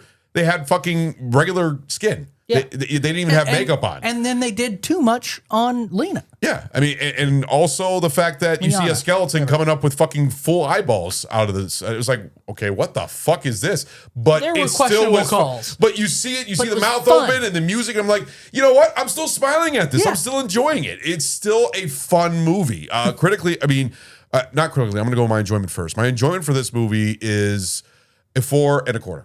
I'll go Fair. 4 1/4. This is That's a fair. fun movie. When I watch it, I'm smiling. I'm having a good time. This is fun for Halloween. This is fun for any time. I enjoy watching this one and the third one. Fuck the second one. The second one is dog shit. And I've never seen the direct-to-video ones. But the fact is that just everything about this movie, you got the pacing, the fucking music, the punk music, the punksters inside the movie, the fucking zombies, the talking zombies asking for more paramedics, making traps for the fucking cops and paramedics. It's fucking great. The characters' chemistry, like the two, Freddie and Frank. I love them. I love Bert and Ernie, the old guy that owns the place and everything else. Bert.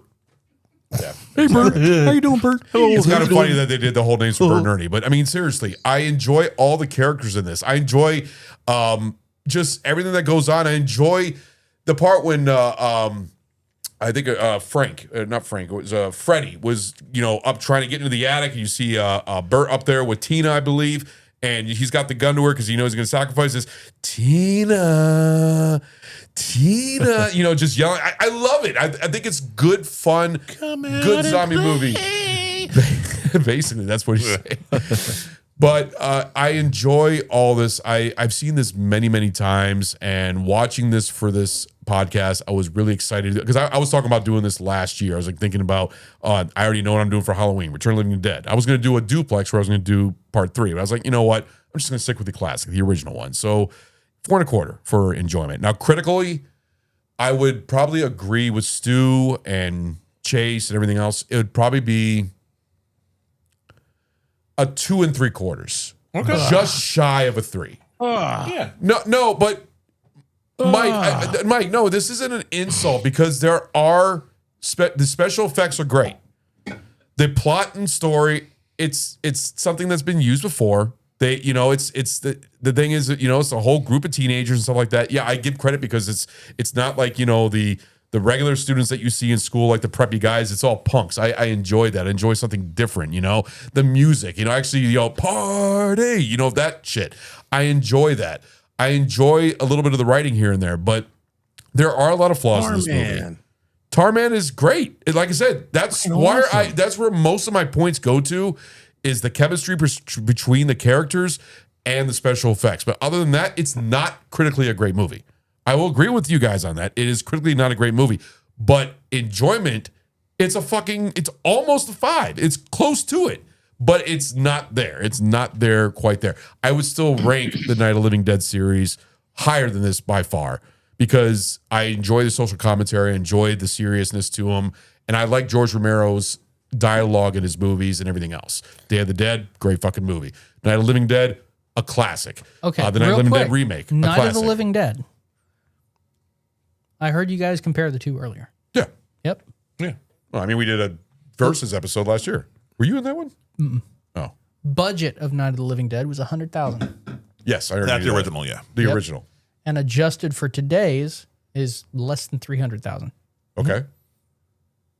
No. Yes. Yeah. It was 1968. Yeah.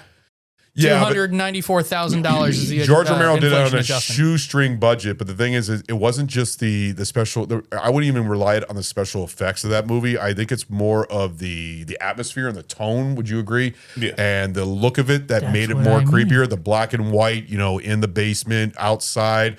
It wasn't even the special effects. To me, that's not a special effects movie. No, it's not. This but that's what is I mean. a little bit of a They special effects invested movie. in tone. Yes. They could have done that here. But I don't think it would have made it any better. I think they were doing something different. This is, to me, I still guess at put the this. time- I put this in a horror comedy. Had to do. Yeah. You all right, Mike? No. Jesus, dude. Is the monster getting to you? You want another I don't shot, know my what it lord? is. It might clear your throat. You're an asshole. They had to do something different because that was what the contract said. True. And in my opinion, I think it being different made it better because I don't want it to be the same as Night of the Living Dead. I'd like something different. If I watch Night of the Living Dead, I want to see another zombie movie. I don't want to see the exact same thing. I want to see something different. And they did something different. This is more of a horror comedy. Yeah. And I enjoyed this. I think would you agree, Stu? Do you feel this is a good horror comedy? Because there was a lot of horror comedies in the 80s. There was a lot of goofy ones, like, I'm sure you've seen Diner, and then a lot of trauma films and stuff like that. There was a lot of horror comedies. This is. I'm just still not sold on how much the comedy was intentional. Yeah. That's where I feel like it was an accident. I'm hesitant. Just because I recognize they Do you didn't feel take- like it's over the top and wasn't? It was just trying to be overacting and not trying to be comedic, but it was just it went way over. I think they were just trying to quickly capitalize financially on the rights that they had. So they were just trying to pop out a horror film, which at that time has been proven to be a commercially viable avenue, knowing it didn't have to be good, didn't have to be, anything groundbreaking or anything. 1986, Satanic Panic. Yeah. Yeah. So they did something horror related, Yeah. zombie related, and skirted around a magical influence with Trioxin, and they speed ran it.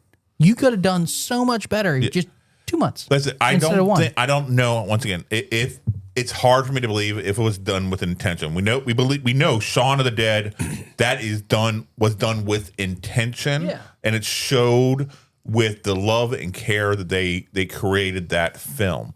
But Shaun of the Dead also copies, even though it copies a lot more Shaun of of the Dead Romero, Night of the Living Dead. Yeah, I it copies think a lot of stuff. But I think it copies almost all zombie. But what it does is it's showing with the planning, the writing, the execution, everything about it is very intentional, and you that feel was funny because they wanted to be funny. All right. This was funny one, because they were bad at it. Yeah, it's zany, it's over the top, it's campy as fuck. It fucks with your head. It's It enjoyable. does.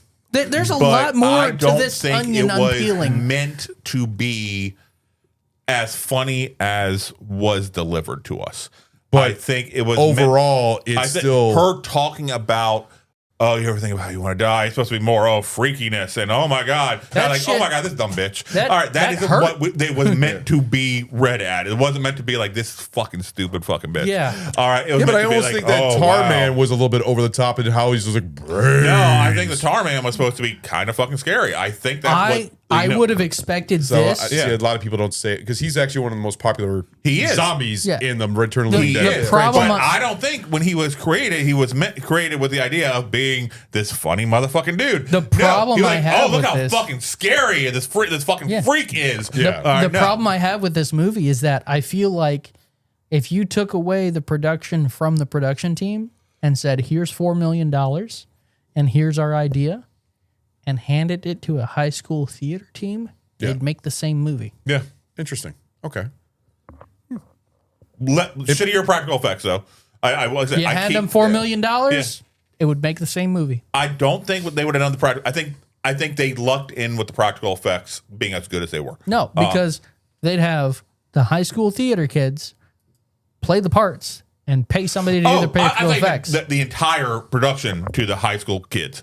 All right, and I don't think that if the entire production was in the high school kids' hands, they would have come out with the level of. Well, you're not going to find practical effects. 100 fucking people in a high school to play zombies. Yeah, yeah. I mean, I In definitely some think you high could. schools these days, yeah. But most of them are What the zombies hell are you nowadays. talking about? In high school, they're mostly all zombies now. Yeah. touche. Touche. Well, I said most these days, probably, yeah. Right. But I think except for the practical effects, the rest of it, yeah, definitely high, amateurish. But I think that's because they were just trying to rush out and cash out on the paycheck. Yeah. 100%. Versus you had somebody like Romero who was being very thoughtful about what he's putting out there on films and trying to create stuff like that, at least in that time frame, towards the back end when he's dying. He's just like, all right, time to cash out. I see, situation. what I see Romero is like the godfather of zombies. Yeah. When it comes to the zombie movies. If the it were legally possible, would Yeah. you like a remake? Of Return of the Living Dead? No. I'm done of I'm not going to say this. I would take a. So I would take a much more serious tone remake.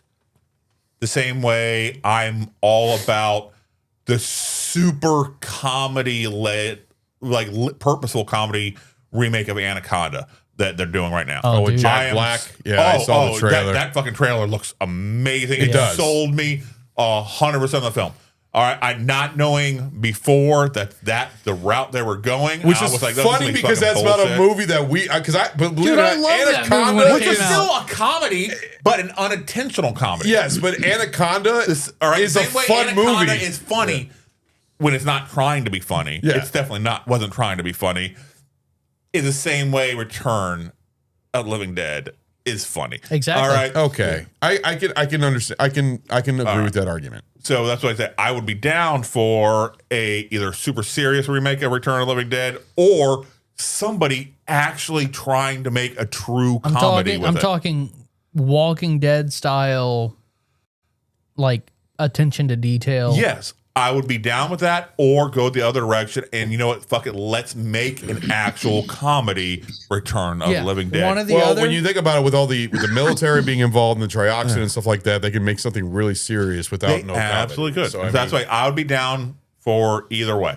Now, just to try to hit the campiness level and stuff like that. No, then I'm like, no, that would feel more. I don't want to redo. I No. want to remake. Yeah. Well, we'll see what this true sequel is going to be. If the, I don't think we're going to see it. I think that was its test footage, and that's the only thing I could ever find. That one said single scene. I thought the exact same thing when I first saw it, because when Mike sent it to me, I was like, man, this looks really legit. But then I went online and did research on it, and I couldn't find nothing about it other than the IMDb page about it and stuff like that. And there's a director attached to it, but there's no pictures or no things about casting. And it's supposed to come out this Christmas. Yeah. So unless it's one of those movies like Blair Witch, where some of them really the Blair Witch- release in secret or produce in secret. yeah, they got to be really good at doing that. I mean, Blair Witch did that. It was actually called The Woods, the Blair Witch sequel. The third one, the one that came out that I actually went and saw in the theaters, but it was originally called The Woods, and there was nothing about it. And then they finally released the trailer. But 99% of them are going to want to be trying to hype it as much as possible in order to try to secure the viewership. Yeah. This isn't something that they can realistically rely on word of mouth slowly building a situation. Yeah, no, it's so old, it's not relevant anymore. yeah, it's not gonna be like a stealth release, and then everybody like, oh my god, no, I'll be like, what movie are you fucking talking about? What? Straight to Netflix. Well, this is what we're going to do. We're going to go ahead and end this show. This has been a epic show right here. Honestly, yeah. We had a lot of good I was not conversation expecting it to be this long, especially when we got into the political side and everything else. But that's BAF, people. That's what we do. We've had months of edging ourselves that we need to finally release. That's a good one, Stu. That's good. I'm glad that we finally got our first episode for Halloween knocked out. We got 2 more to record, and we have a returning guest coming for one of ours. I'm just gonna let you know. We will let you. It will be a surprise is guest. this a sneaky release? It's a sneaky release. Me and Stu are going to be a part of it, but a returning. I wouldn't say returning guest. A returning It'll be a member. ghost of the past. A ghost of the Ghost past. of the past. That's good.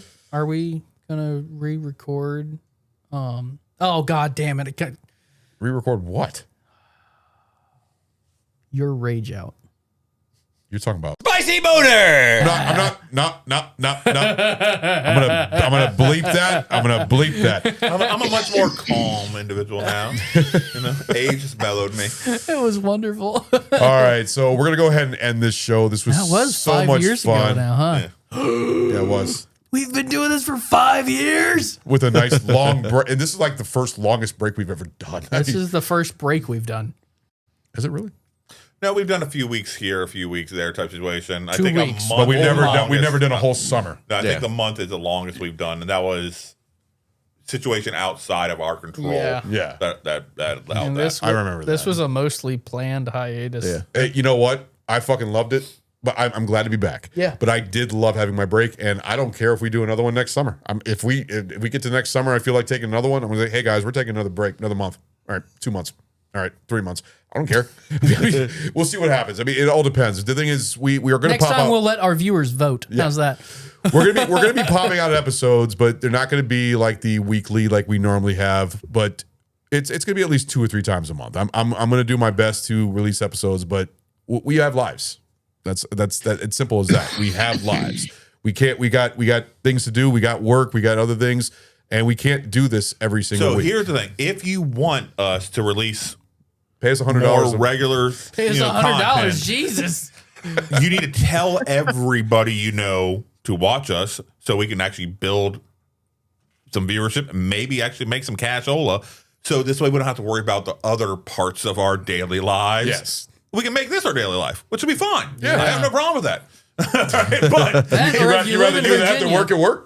yes, Drink and talk about sit movies. around drinking and shooting this shit with my friends. Yes, I get paid to do it. absolutely. That's what I would rather be doing. My Yes. We'll have and Joe- watching goddamn films. All right, actually, that being my job. We'll just get Joe Yes. Rogan on here one day. How's that? Yeah. But also, Instead, be able Simple. to fucking legally, goddamn, smoke weed and not worry about losing my fucking job. That would be a great fucking thing. and we also have to thank that we have Mike, a part of our show. Thank you for being a new member to our Hell show. yeah, man. This is great. Be a big BAF I'm not fan. worthy. I'm not worthy. I just love that he's repping the fucking merch the whole time, man. That's Yeah, dope. well, we do have T-shirts, guys. You can go to our website and buy a T-shirt. Seriously, I mean, it's they're for sale. We've do I sold have to buy one too? So God We damn. are poor. We just established that. Yes, we do not just have free shit to give each other. no, we sold more than one. I think we sold like 4 or 5 or something like that. But it's not much. But I haven't really commercialized it. But it's in our YouTube link and everything else at the bottom if you want to buy I'd a like to T-shirt. brag, but I think I bought the first one. Yeah, Mike, you Honestly, did. you may have bought the only one. All right, I don't trust Ron. Hey, should we all sign it? That would be cool. All right, we're going to end this show now. Next episode is going to be a movie called Hell House LLC. Yes. So that'll be our next Halloween episode. We buddy. also our next another 2 episodes we have Documentary. a That's a documentary, right? it's a mockumentary. no. It's a found footage. Yeah. It's not real.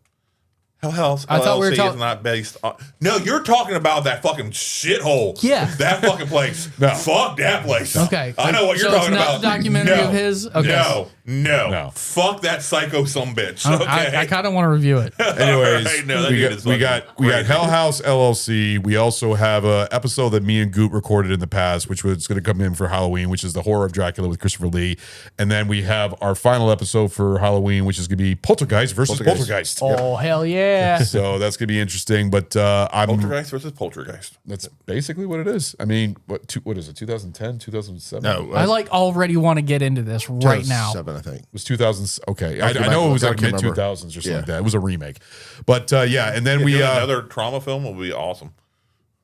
I told you I'd love to do Poltergeist with That's you. what, that's what we're doing. We're doing Poltergeist versus Poltergeist, right? That would be fun. We could technically that would really Look at his face. It's like, ooh. that's a musical too. All right, guys, we're gonna go ahead and sign off, guys. We will see you later. Make sure that you like our video and please press the notification bar and we're out this bitch. Bullshit detected. Take precautions. So I wanted to. Have you ever wondered how in the hell did I get here? You're not alone. My podcast is called True Crime Connections. It's an advocacy podcast where I talk with survivors of toxic relationships, abusive marriages. We all have one thing in common. How in the hell did we get here? And how do we get out? How do we find our self-worth again? Well, if you feel that way, come check out my podcast, because not only do you get actionable steps to take to help you take your life back, but you can listen to how others have dealt with their own situations, including addiction, suicidal ideation, and low self-worth and respect. We can get you on the right track. Make sure to check out True Crime Connections. See you there.